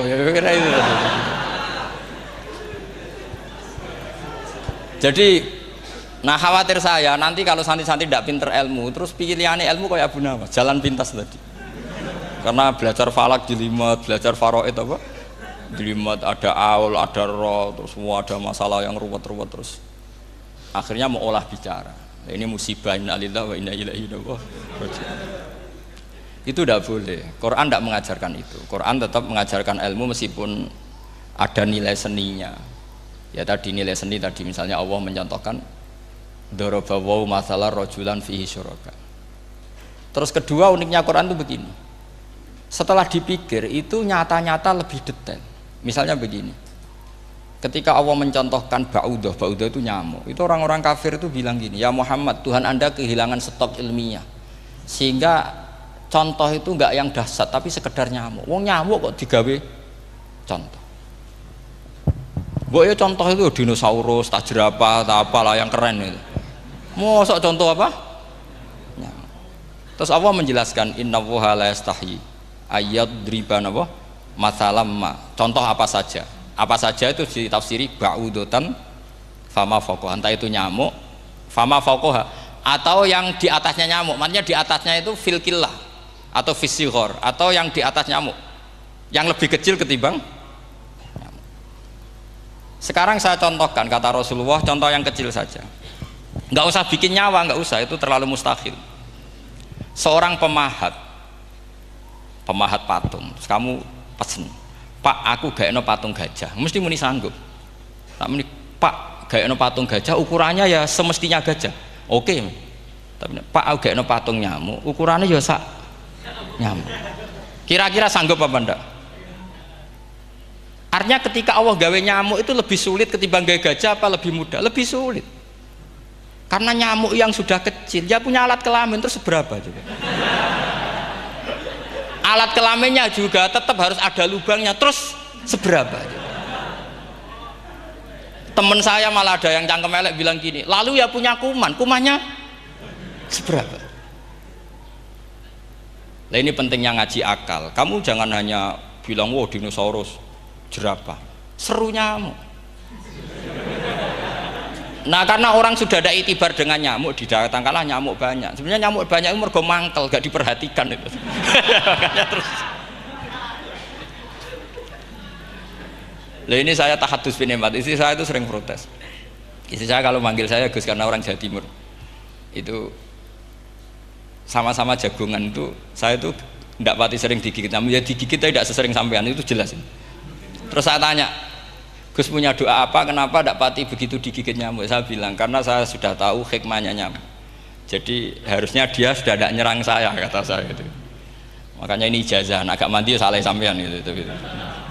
Karena tadi logika yang terbangun gitu. Kalau Allah bikin gajah, melubangi belalai gajah itu masih masuk akal. Bahkan saat kita bikin patung masih bisa. Tapi kata tadi nyamuk itu sudah kecil, harus punya usus, harus punya alat kelamin, harus punya telur. Telurnya juga detail lagi. Ini disebut inna woha la yastahyi ayyadriba mathalam ma ba'udah. Sehingga ba'udah di mata ahli tafsir, di mata ulama ini contoh yang luar biasa. Tapi di mata orang-orang yang nggak seneng mikir, kok terima nyamuk itu. Makanya saya minta kangkang di sini bisa makan itu harus syukur. Makan itu luar biasa. Saya itu sering nyontohkan di Jogja ini. Saya punya teman sakit. Kalau nggak ada obat dari Belanda itu mati. Kalau ini nggak dapat obat bagus dari Belanda atau dari Jerman itu meninggal. Berapa bulan lagi matinya? 3 bulan. Kalau nggak sampai dapat obat mati 3 bulan. Oh masih mandi obat yang di Jogja. Apa itu makan atau minum? Kalau orang nggak minum nggak sampai 3 bulan sudah mati. Boy orang itu mikir seperti itu. Tapi kita ini kalau obat dari Jerman, dari Belanda itu hebat. Kalau enggak kita mati sebulan lagi, 3 bulan lagi. Allah bikin obat pada kita tiap hari, yaitu kita bisa makan, bisa minum. Itu kalau sekali nggak makan 5 hari bisa mati sama. Tapi kita karena ngakan itu hal yang biasa, nak duit iso utang, terus dianggap biasa. Ini kalau ulama masalah besar. Punya otak seburuk itu masalah besar bagi ulama. Sehingga Allah tidak malu ketika ngendikan kulu wasrobu, tidak malu karena makan ini urgen, sangat penting. Dan Allah tidak malu meskipun Quran itu temanya kelas tinggi, biasa Allah mengatakan jong kowe iku kulu min thayyibati ma razaqnakum, kamu makanlah. Karena minum obat itu kebutuhan kita ketika sakit. Tapi kalau makan adalah kebutuhan kita sihatan wa sukman, saat sakit maupun saat sehat. Nah, kalau Anda dengan kualitas ini ketika Allah membicarakan makanan itu Anda akan respect sama Allah karena memang ini urgen betul. Tapi kalau Anda cara berpikir gini hanya cari horo ibal ilmu yang aneh yang seru, kamu baca ayat itu akan menjadi biasa-biasa saja. Dan itu masalah bagi mahabbah Anda pada Al-Qur'anul Karim. Ya saya kira demikian. Terus mangke saya pikir tidak etis kan ini Jumat nanti sing biasa itikaf nanti terganggu. Nanti saya ada problem. Ya kalau ada tanya jawab ya saya mohon tadi ya. Karena ini zaman akhir, saya memang butuh sekali. Kenapa saya mau datang? Satu, hormat Kiai Hanan. Dua, saya memang ingin banyak mufassir lagi. Jangan hanya lewat baca terjemah kemudian merasa menjadi ahli apa? Quran atau ahli tafsir. Itu musibah besar itu. Masalah besar itu. Ya pokoknya saya mohon lah. Ya setidaknya gitu. Misalnya orang kafir, kamu cari saja orang kafir. Ternyata ada yang harbi, ada yang dhimmi, ada yang mu'ahad, ada yang musta'man. Lalu dalam tarikh ada kafir Yahudi, kafir Nasrani, kafir ahli kitab. Kalau di fikih ada kafir yang lahum kitabun, ada yang tidak lahum kitabun. Kalau yang lahum kitabun disebut ini kitabiah kholiso, yang tidak itu kan beda-beda di fikih. Boleh nikahnya ndak, khilu dhabihatihim atau tidak, itu kan detail sekali. Makanya saya mohon ini latihan detail. Oke, sampean tetap ngaji, sering khatam itu bagus karena mengumpulkan semua ilmu. Tapi sampean harus menganalisis secara apa?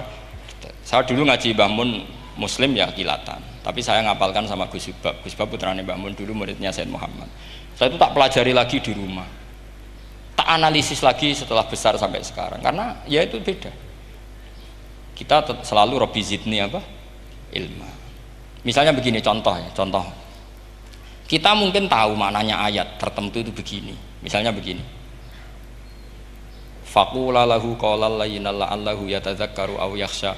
Musa dan Harun, jika kamu datang ke Fir'aun, maka kalau ngomong, kalau dakwah itu qaulal layyinan, dengan dakwah yang halus. Nggih, qaulal layyinan. Ini bagi yang ekstremis harus baca dialek ini. Ini kisah nyata yang diceritakan Habib Zain bin Semit ketika ngarang Al-Manhajus Sawi. Juga diulang-ulang di beberapa kitab. Suatu saat ada ustadz, corong Jawa Kemelinti, datang ke Harun Ar-Rasyid. Harun Ar-Rasyid ini Banil Abbas, termasuk zuriyahnya Abdullah bin Abbas. Karena Harun Ar-Rasyid sebagai khalifah tentu salahnya banyak, namanya pejabat pasti salahnya banyak. Meskipun kebaikannya juga banyak, tapi salahnya juga banyak. Kalau kita kan tidak pejabat, salahnya tidak banyak, tapi prestasinya juga tidak banyak. Ya kan, misalnya ada tamu Raja Salman, katanya hormat tamu wajib, kamu kan tidak bisa hormat. Karena dia juga tidak mau dihormati kita kan.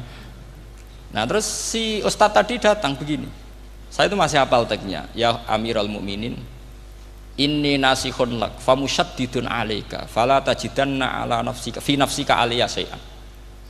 Saya ini mau nasihati Anda, tapi saya maaf sekali karena nasihat saya ini kasar sekali. Musyaddid itu kasar, keras.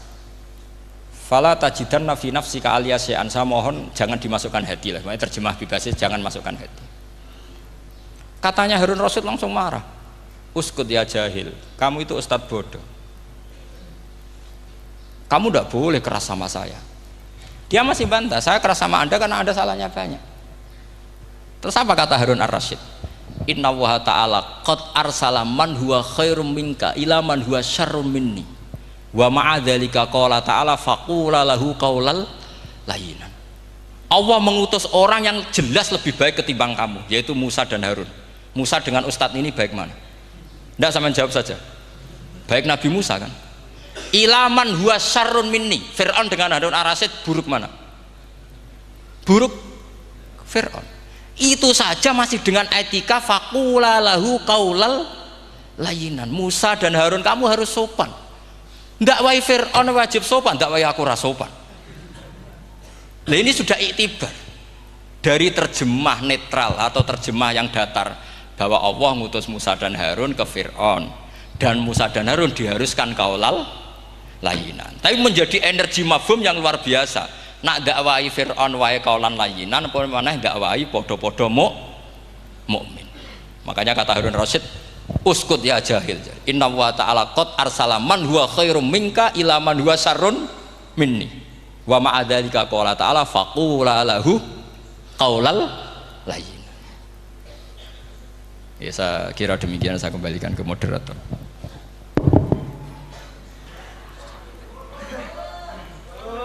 Ya, setengah jam Jumatan. Ini nanti Jumatan, setengah jam mawon iki pun mepet. Alhamdulillah, penyampaian materi dari beliau telah selesai.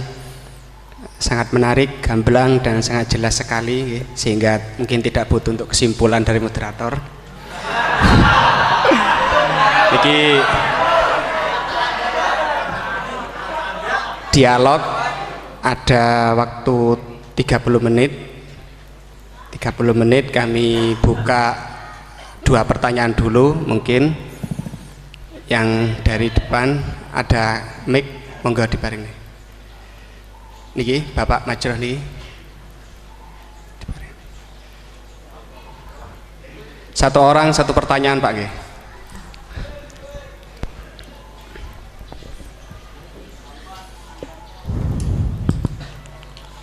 Terima kasih waktunya kepada Kiai Ahmad Bahauddin Nur Salim. Saya mau bertanya mengenai tadi yang disampaikan bahwa setiap umumul Quran pasti ada mukhassisnya. Ketika dilihat zaman sekarang ada kelompok liberal yang mencoba untuk mengamandemen Al-Quran dengan tidak mengkaitkan konteks zaman dulu, malah mengkaitkan dengan konteks zaman sekarang. Ambil contoh dalam permasalahan ibadah haji, mereka ingin merubah haji wukufnya enggak cuma di bulan Dzulhijjah tetapi di bulan Syawal pun juga boleh. Nah, jadi sudut pandang panjenengan gimana masalah apakah memang bisa universal keuniversalan Al-Quran itu pada zaman sekarang dibuat sesuai konteks sekarang. Itu saja. Sampun? Oke. Nggih. Penanya kedua, monggo.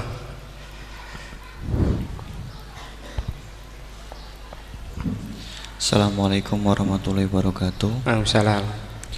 Dumateng Yai, ini ada pertanyaan tentang penafsiran Al-Quran berdasarkan ilmu sains. Untuk abad sekarang kita mengenal teori ledakan besar yang sudah sangat populer.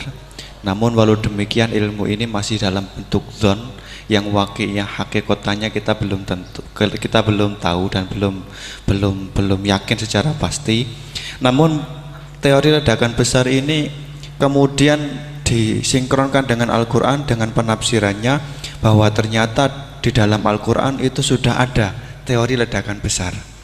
Pertanyaan saya begini, menimbang ilmu teori ledakan besar ini adalah ilmu dzon, ini masih memungkinkan ilmu ini salah, sehingganya penafsiran terhadap Al-Quran ini menimbulkan kekhawatiran, yakni kalau ilmu ini sebenarnya salah kemudian disinkronkan dengan Al-Quran, nanti ada penyalahan dalam penafsiran.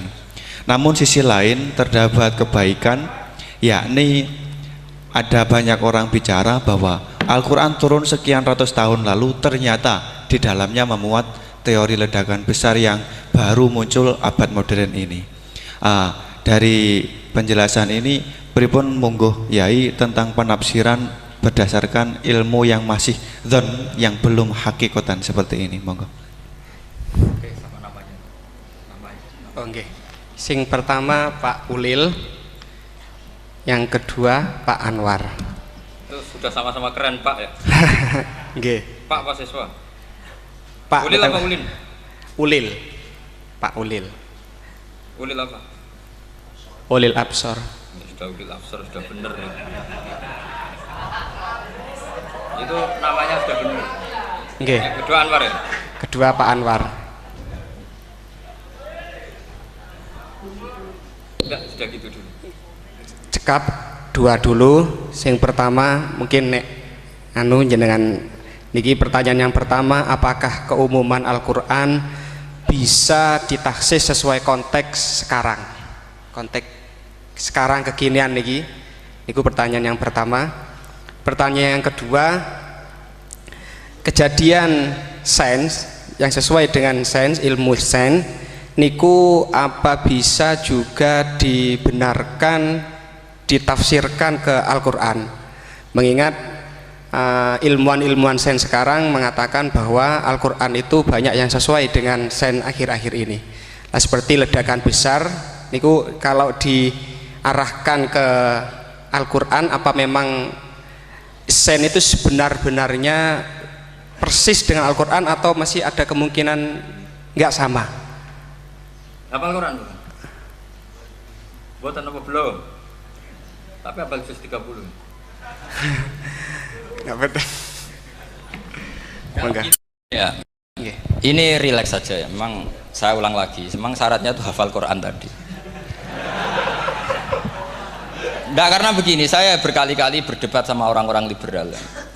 Sekarang saya tanya, mereka kan senang sekali ya mengutip ayat la ikraha fiddin, bahwa dalam agama itu tidak perlu pemaksaan.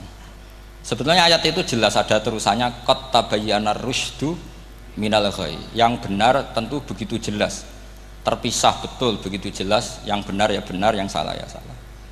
Sehingga kita tidak perlu memaksa orang, misalnya 2 ditambah 2 itu 4, terus kamu paksa, kalau nggak mengatakan 4 tak penjara, itu tidak perlu.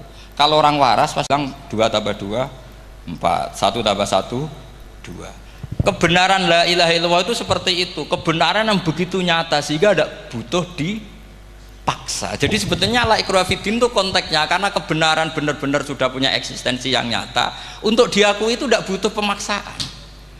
Orang seluruh Indonesia kan bilang 1 tambah 1 itu 2, nggak usah diintimidasi nanti ditangkap Pak Gatot gitu. Ya tidak perlu. Makanya terusannya ayat. Lah repotnya sekarang santri-santri kalau pidato khitobiah di pondok-pondok ya diputus kayak orang liberal. La ikraha fiddin. Itu belum wakaf, masih qad tabayyana rusydu minal ghayy. Paham yang saya maksud ya? Sehingga kadang Nabi itu ngendikan secara ekstrim. Misalnya mangqala la ilaha illallah dakhalal jannah. Siapa yang meyakini la ilaha illallah nanti pasti masuk surga. Entah kapan pasti masuk surga. Kalau belum ya antri masih, tapi pasti lah. Terus Nabi sempat ngendikan itu hadis sahih, wa in zana wa in saraka, meskipun pernah punya masa lalu, zina itu fi'il madhi, pernah punya masa lalu, pernah zina, pernah maling. Itu sampai 3 kali sahabat protes. Tapi saya berkali-kali ngomong di ngaji di Jogja, di Bojonegoro, di rumah ngomong, kebenaran yang absolut, kebenaran yang hakiki tidak bisa terganggu oleh perilaku sosial. Bukan masalah seakan-akan hadis ini membolehkan zina, itu tidak mungkin. Inna wa la ya'muru bil fahsya. Allah tidak akan nyuruh hal yang buruk. Tapi saya beri satu logika, satu analogi. Kalau rektor Al-Azhar kamu tanya, 1 tambah 1 berapa Pak Rektor? Pasti bilang 2. Kamu tanya Amrozi ya bilang 2. Kamu tanya Pak Ahok ya bilang 2. Kamu tanya Anies Baswedan ya bilang 2. Tanya Pak Nusron dijawab 2. Sama, semuanya jawab 2. Karena kebenaran hakiki pasti absolut. Sekarang misalnya gini, ada ronte dari dulu Doli misalnya. Kamu tanya, Mbak, 1 tambah 1 itu berapa? Pasti bilang 2. Jangan kamu mentang-mentang imam masjid. Saya tak jawab 3, saya kan imam masjid. Masa sama dengan lonte? Tidak bisa, kebenaran absolut itu pasti sama. Mbok rektor Al-Azhar sama siapapun ya jawabnya sama. Paham yang saya maksud? Sebab itu kadang Nabi ngendikan wa in itu la ilaha illallah itu kebenaran absolut, lebih absolut dibanding 1 ditambah 1 2. Sehingga kebenaran absolut la ilaha illallah itu nggak bisa terganggu oleh apapun. Paham ya maksud? Nah itu maksud qad tabayyana rusdu minal. Kita tanya rival politik. Pak Jokowi kamu tanya 1 tambah 1 ya 2, Pak Prabowo ya bilang 2. Bukan karena rival politik. Tadi Pak Jokowi jawab berapa? 2. Ya udahlah 4. Tidak ada seperti itu. Nah, itu disebut qad tabayyana rusdu. Nah kembali ke ide tadi, ide bahwa wukuf boleh di mana saja, terus boleh tidak syawal, itu udah ide. Sebenarnya sampean mikir saja itu sudah kriminal.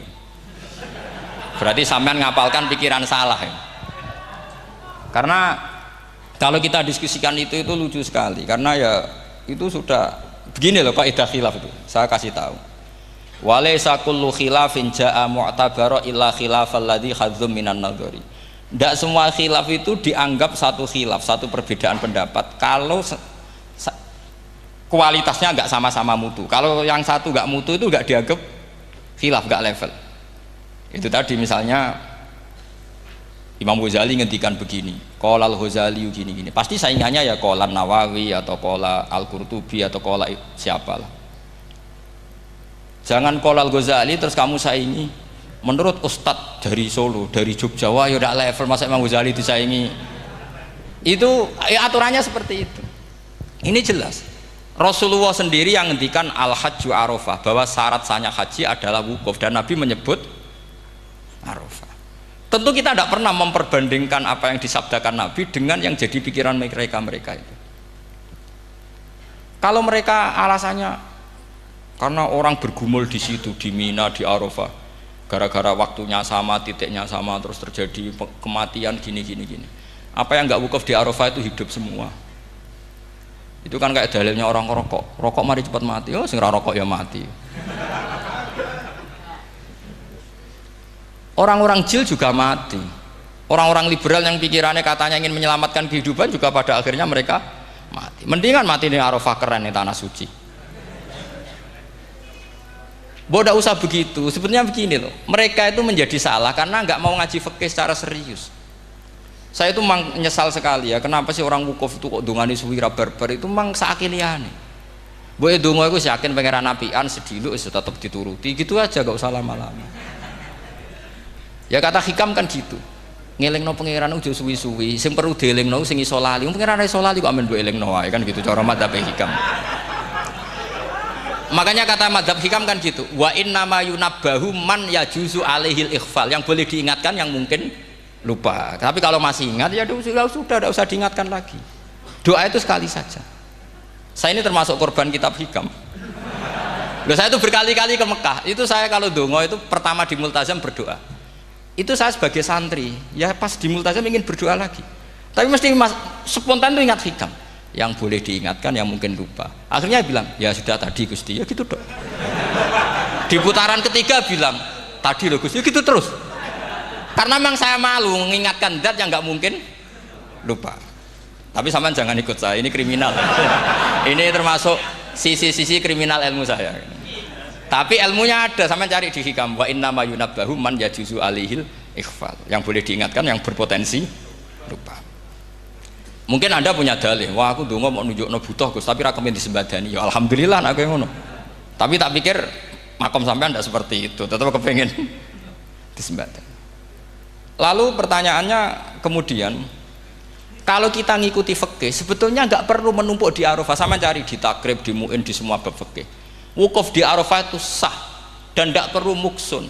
Walau mutarodidan, meskipun hanya jalan-jalan. Bahkan di Fathul Mu'in diberi walau lagi, walau fitolabi abidin. Moro Arafah mbek golek dhuwit ceblok atau golek apa ngono ya wis sah. Lho andai kan semua melakukan itu mau ngesif muter saja kan selesai kan. Mari terus dodongkrok di situ lama-lama. Iya enggak? Zaman Fathul Mu'in dihentikan walau mutarodidan, lewat tok itu sudah sah. Bahkan walau fitolabi abikan meskipun tidak punya niat wukuf, pokoknya ke situ ya sudah nyari-nyari apa gitu. Sing mari menumpuk gara-gara semua itu ingin ideal. Wah mumpung di Arafah, ngentekno Tegal, ngentekno sawah, wah sudah. Makanya kalau haji itu sama orang yang ngedol Tegal mesti seru, wah itu nangis. Haji be orang alim atau orang KBIH gak iso nangis karena malah badi kan dia kan nggak pati iso nangis mesti itu. Nah ini kan, nah ini penting saya utarakan. Jadi andikan orang itu ya haji kayak orang-orang alim. Setahu saya orang-orang alim kalau haji ya biasa saja, sekadarnya. Karena ya dia tahu ini masalah karena nanti ganggu yang lain, sekadarnya. Karena kita ini berlebihan, akhirnya menumpuk di situ. Padahal fikih zaman dulu sudah mengatakan walau mutarodidan fitolabi abikin, jelas itu takbirnya. Masih ingat atau tidak takbir itu? Harus ingat kan? Jadi ini kan problem kita lagi-lagi tidak hafal, kita tidak menguasai ngotok fikih.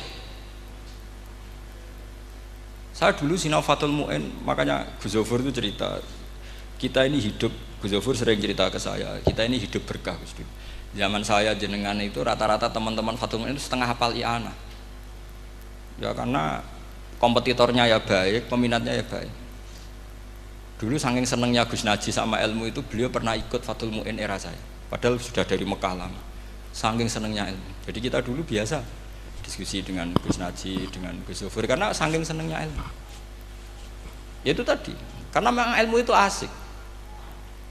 Tapi kita ini belajar fikih itu tidak seperti itu. Kita sudah kayak, ya sudah kayak orang-orang yang nggak mau fikih. Wong nak ndonga ning Arafah gini-gini terus, ya hanya gitu-gitu dok. Tidak mikir kalau ganggu orang lain itu begini juga dipikir. Itu satu. Jadi menurut saya sampai jangan pernah terlintas bahwa pendapat jil atau apa saja itu pendapat. Walaysa kullu khilafin ja'a mu'tabaro illa khilafal ladzi hadzu minan nadhari. Tidak semua khilaf itu kita hitung khilaf kecuali yang kualitasnya sama. Kecuali begini kualitasnya agak sama. Misalnya sholat jenazah. Sholat jenazah itu trennya kan mayit di depan, terus imamnya itu di belakang. Nah itu boleh, ada ulama mengatakan nggak apa-apa. Sholat jenazahnya di depan, mayit imamnya di jenazahnya di belakang, imamnya di depan. Meskipun itu tidak lazim, tapi masih masuk akal. Itu tadi fa'innal janazah laisat bimanzilatil imam. Piye jenazah ora imam wajib kok ngarep. Alasannya apa? Loh itu tidak orang liberal, itu kitab Mahalil. Kaul awal jenazah harus di depan, kaul sani tidak harus. Piye jenazah itu tidak imam. Coba alasannya di depan apa? Dia tidak imam. Kalau seperti itu masih khilaf karena sama-sama ulama. Dan khilaf ini dipraktekkan, tapi jangan di sini tuh ya, ini jadi fitnah. Saman tak cerita nih, saman kalau haji itu tiap ba'dal maktubah ada sholat jenazah enggak? Enggak, saman jawab saja. Yang pernah haji, tiap maktubah kan ada sholat jenazah. Itu jenazahnya di depan apa di kamar mayat? Loh, itu bukan goib loh, orangnya masih belum dikubur. Enggak, saman jawab saja. Di kamar mayat, enggak semuanya dibawa ke depan. Artinya ada konteks tertentu, mungkin kauliku ya ono gunane dalam konteks Mekah karena orangnya banyak sibuk ora kober gawa napa jenazah. Tapi nek dalam konteks teng Indonesia ya suul adab. Wong keren pisan kok ngarepe kok ora oleh gitu loh. Jadi ya kalau kiai kan biasa kok ngarep keren. Misalnya jenazah wong awam kesempatan sak ngarepe kiai yo pas mati kowe kok ora oleh gitu. Jadi cara kula itu kan. Lah iya misalnya ana wong awam goblok mati. Jenazah dak kok nguri. Dadi yo apa dadi ngarepe kiai pisan kok ora oleh gitu loh. Jadi menurut saya itu. Tapi kalau kamu mengatakan ini fardhu ain, kalau nggak di depan nggak salah, alasan Anda apa? Ini itu udah imam. Yang wajib di depan kita ini kalau imam. Lah seperti itu khilaf. Ini cerita khilaf. Mutu, alasannya sama-sama mutu. Qailnya yang punya pendapat ya sama-sama mutu karena diceritakan kita mahali. Dan dipraktekkan di Arab Saudi, yaitu banyak jenazah di kamar mayat, tetap sholat apa? Jenazah. Gaib. Itu pernah saya praktekkan, tapi sekali itu saja, mungkin tidak terulang. Pas kemarin Mbak Nafe Hajin, Mbak Nafe itu dekat jenazah itu tidak mungkin, banyak sekali. Gak sholat itu bengi-bengi tante ini nganti jam loro, dan saya akrab sama beliau, sering guyon sama saya. Sebelum meninggal itu berkali-kali, ya memang masih keluarga sama saya, jadi sering guyon. Dulu sering guyon sama saya. Ya aku sebenarnya tenanan, ini ya, sering ngandani saya. Gitu. Saya nggak ngira kalau mau wafat. Akhirnya saya itu ke masjid sama anak saya namanya Hasan, acung nyolati Mbak Nafe. Pak kok nggak di depannya? Ya sudah ini darurat, karena nggak mungkin mendekat beliau. Jadi ya itu tadi buktinya sholat gaib. Sholat gaib juga misalnya orang Kediri boleh nggak nyolati orang yang mati di NTT yang lebih timur, boleh nggak? Boleh. Padahal mayatnya di belakang, karena memang nggak imam. Lah kalau seperti itu khilaf, ini cerita kalau seperti itu khilaf, meskipun agak-agak kontroversi tapi kualitasnya masih waras lah, masih bagus. Sampai kalau nggak percaya cari di mahali di bab jenazah. Kalau mahalinya ada di Qalyubi, tapi jelas saya yakin itu ada. Saya tidak donan yakin ya, kalau nu mulang, ya mulang terus tidak punya masalah ingatan, jadi ingat betul kalau takbir itu ada gitu. Jadi saya ingat betul kalau takbir itu ada. Nah terus pertanyaan kedua dari Kang Anwar tadi itu memang problem ya, tapi itu bisa diatasi lewat seni menulis. Biasanya kalau seorang penulis, apalagi di Indonesia itu kan gampang sekali, kalau kata itu bisa bias atau majas kan bisa dikasih tanda kutip, dikasih tanda apa? Kutip. Itu memang nyata ya, saya pernah berdebat berkali-kali lah. Saya kan satu tim ya dengan Pak Zaini, dia seorang profesor, juga pernah tanya Gus Wafi putrane Mbah Mun saat di Syria. Zaman itu saya Ramadan Al-Ghouti masih hidup. Saya itu punya komunitas dokter. Ini cerita nyata ya. Yang dia tanya gini, Pak Bahak, kita ini ahli embriologi dan tidak pernah ada ceritanya ada segumpal darah dalam proses embriologi. Yang ada itu sekian zigot yang berhasil nempel di dinding rahim itu nanti yang jadi janin. Jadi kalau kita ngaji ada segumpal darah itu menjadi aneh bagi kita karena proses itu tidak ada. Ya saya jawab ya enteng saja. Ya kan yang bilang segumpal darah itu kiai kan tidak Quran. Makanya benar Kang Anwar tadi yang ngomong itu mufasirnya atau kiainya yang terjemah. Kalau Quran hanya bilang min alakin. Iqra bismi rabbikal ladzi khalaq khalaqal insana min alaq. Alaq itu kan dari kata alaqa ya'liku alaqon, sesuatu yang nempel itu namanya alaqa. Makanya di Alfiyah ada wa ulqatun hasilatun, ulqah itu sesuatu yang terkait atau yang menempel. Sehingga ya pokoknya kalau alaq itu artinya tidak harus segumpal darah, bisa sesuatu yang menempel. Sama cari di kamus, dicari sama dia kamus. Aliko ya'liku menempel. Oh, ya oke Pak Ba, agak masalah. Nah, lalu kalau kita memaksakan itu bukti ilmiahnya Quran ya resiko juga. Nanti ada penelitian yang berbeda. Makanya kita bisa memanfaatkan tanda kutip. Kalau lafadz itu majas atau kata itu majas, kalimat itu majas. Atau kita menganalisis secara balaghah min jinsi dzalikat dam. Misalnya begini, saya kalau sedang benci Anda, saya akan bilang kamu itu membawa WC. Wong tak melete gawa WC ngalor ngidul, karena di perut kita memang ada kotoran. Berarti kita ini WC yang melaku ngalor ngidul. Oke, itu saat kita benci manusia. Coba sampean lihat di kitab tasawuf. Faqih fatatakabbar wa anta kanafun minal aknam, itu kan disebut kamu kok sombong kowe iku WC melaku. Tapi nanti kalau kamu ngaji di alam rohani, kamu disebut laqad khalaqnal insana fi ahsani taqwim. Artinya bisa saja alakin ini benar-benar maknanya segumpal darah. Tapi dalam konteks manusia, jenis kamu adalah jenis segumpal darah. Bukan dalam proses embriologi mengalami segumpal darah. Kita masih bisa berkelit. Asal kamu ilmunya banyak, hafalaman banyak, tetap bisa berkelit. Problemnya kadang kita tidak punya ilmu. Loh ya ini kisah nyata ya. Jadi kemarin entah tanggal berapa saya lupa, itu kan Kemenak datang ke Yai, ke Mbah Mun, ke Gus Yofur. Di antara usul saya seperti itu, mbok terjemah Kemenak, kalau yang terkait sain itu dikasih bahasa yang bias, karena nanti kalau tidak bias, ini nanti ada penelitian kelihatan Quran dianggap loh ya, dianggap salah. Sebenarnya salah yang terjemah. Atau kita yakin sesuai ilmiah ternyata suatu saat ada penemuan yang berbeda. Kita bisa manfaatkan tadi seni menulis tadi, misalnya tanda kutip atau dipakai kata bias. Ya misalnya begini, contoh paling gampang tadi, misalnya kita bangga misalnya Quran terbukti benar ketika mengatakan wa ja'ala bainahuma barzakha wa hijra mahjura, antara air tawar dan air laut itu ada pemisah. Kita mungkin ya setuju nyari-nyari ayat tentang Big Bang, tentang apa ledakan yang dahsyat. Tapi apapun itu teori itu bisa iya bisa tidak. Nah itu kita bisa manfaatkan tanda kutip. Atau seni pakai lughat. Saya beri contoh seni lughat begini. Keyakinan santri yang di sini, yang di kewagian sini, makhluk itu yang terkenal kan 3, manusia, jin, terus setan. Sudah kan 3 itu. Keyakinan sampean manusia dengan jin sama apa enggak? Beda kan, katanya beda. Terus jin dengan setan itu beda apa sama? Enggak, sampean jawab. Beda, rata-rata santri fikih bilang beda, karena jin itu bisa mukallaf, bisa sholat, bisa enggak. Kalau setan pasti tidak sholat. Tapi pecinta orang sholat dia, kalau orang sholat datang, penggemar dia, mau ganggu gitu. Nah sekarang pertanyaannya gini, lalu ketika para ulama mengatakan jin dan malaikat itu beda, jin dengan setan beda, tapi di Quran itu ada loh ayat fasajadu illa iblis kana minal jinni fafasaqa an amri rabbi. Jelas ayatnya di surat Isra kalau nggak salah tuh, kana minal jin, karena ono sopo iblis iku minal jinni.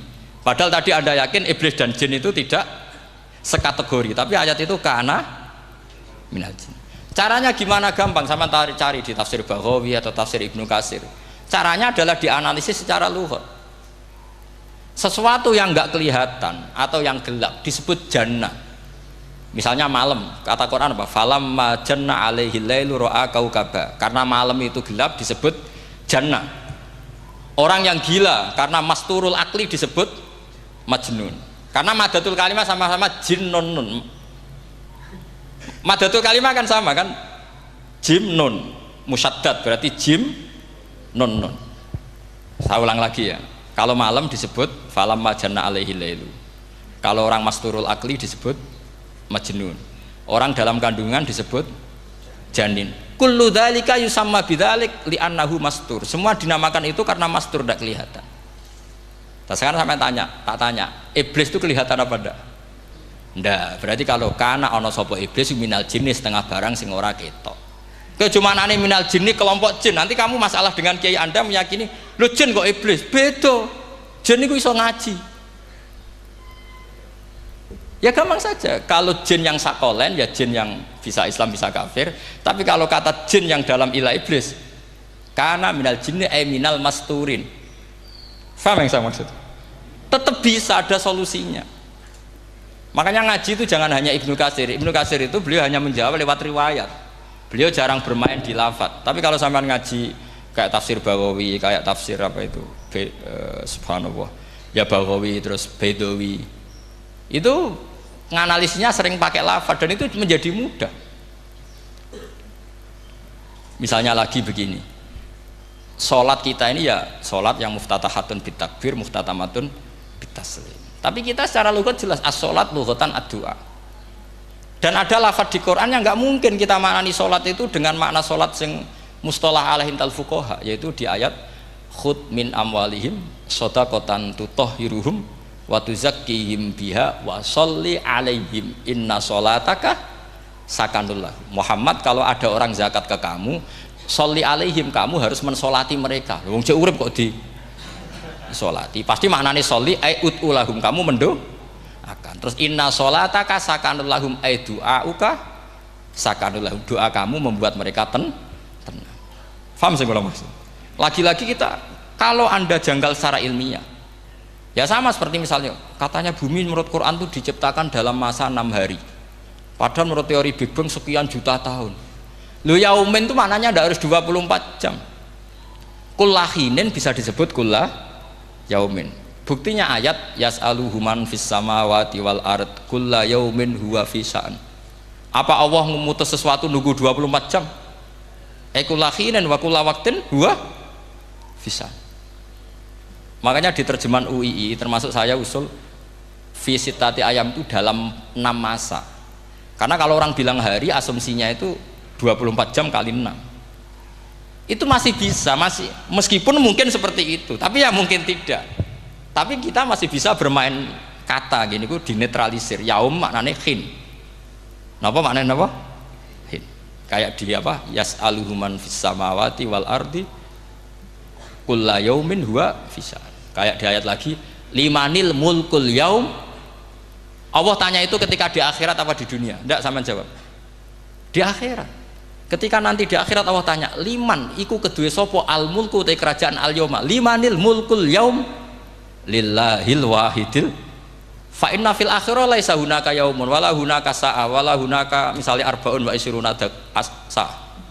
Di akhirat tidak ada 24 jam. Istilahnya Allah ya limanil mulkul yaum.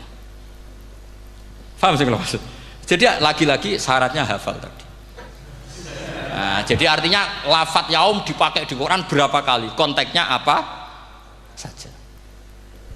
Ya saya kira demikian, mungkin kita anggap cekap ya, karena tadi apa ini Jumatan, terus tak pikir tanya itu ya saya yang tanya itu karena itu tadi. Ya nggak apa-apa kalau masih ada yang tanya, tapi saya pikir ya itu tadilah yang saya utarakan, saya kira cukup. Kalau ingin alim memang syaratnya harus hafal banyak, terus ya kalau ndak ya itu tadi harus orang sudah ndak ada semua, terus tinggal kita yang hidup itu pasti kita alim sendiri itu. Ya pilihannya hanya itu. Tapi kalau ingin kompetisi masih gampang lah. Di Kediri banyak orang alim, di Rembang banyak, kan bisa. Cara Imam Bukhari al-luqi wal muasyarah, bisa sering ketemu lewat ngaji kilatan atau ngaji. Karena kiai banyak.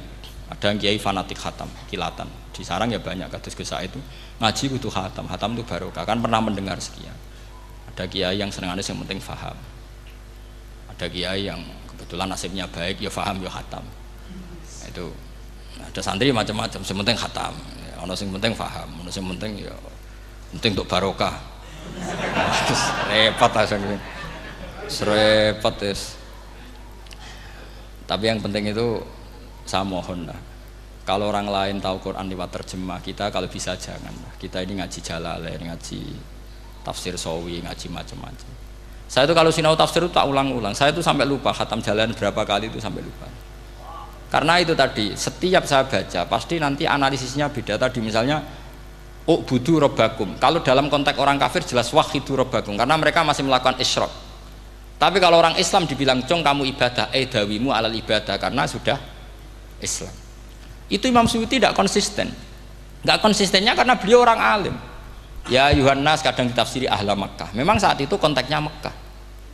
Tapi dalam konteks Islam tentu wama arsalnaka illa kafatal lidasi basyira wa nadhira. Itu kan ulama. Kalau ingat asbabun nuzul ya Yuhannas jelas ahla Makkah. Tapi kalau ingat umumul Quran nas ya kullan nas, bukan harus ahla apa? Makkah. Makanya ada fi tafsirin qala ahla Makkah, wa fi tafsirin akhar dia bilang ayan nas. Ini yang mengulang-ulang akan paham karena konteksnya apa? Beda. Lagi-lagi ya tadi harus hafal. Ayuhan nas dipakai Quran berapa kali? Konteksnya apa saja?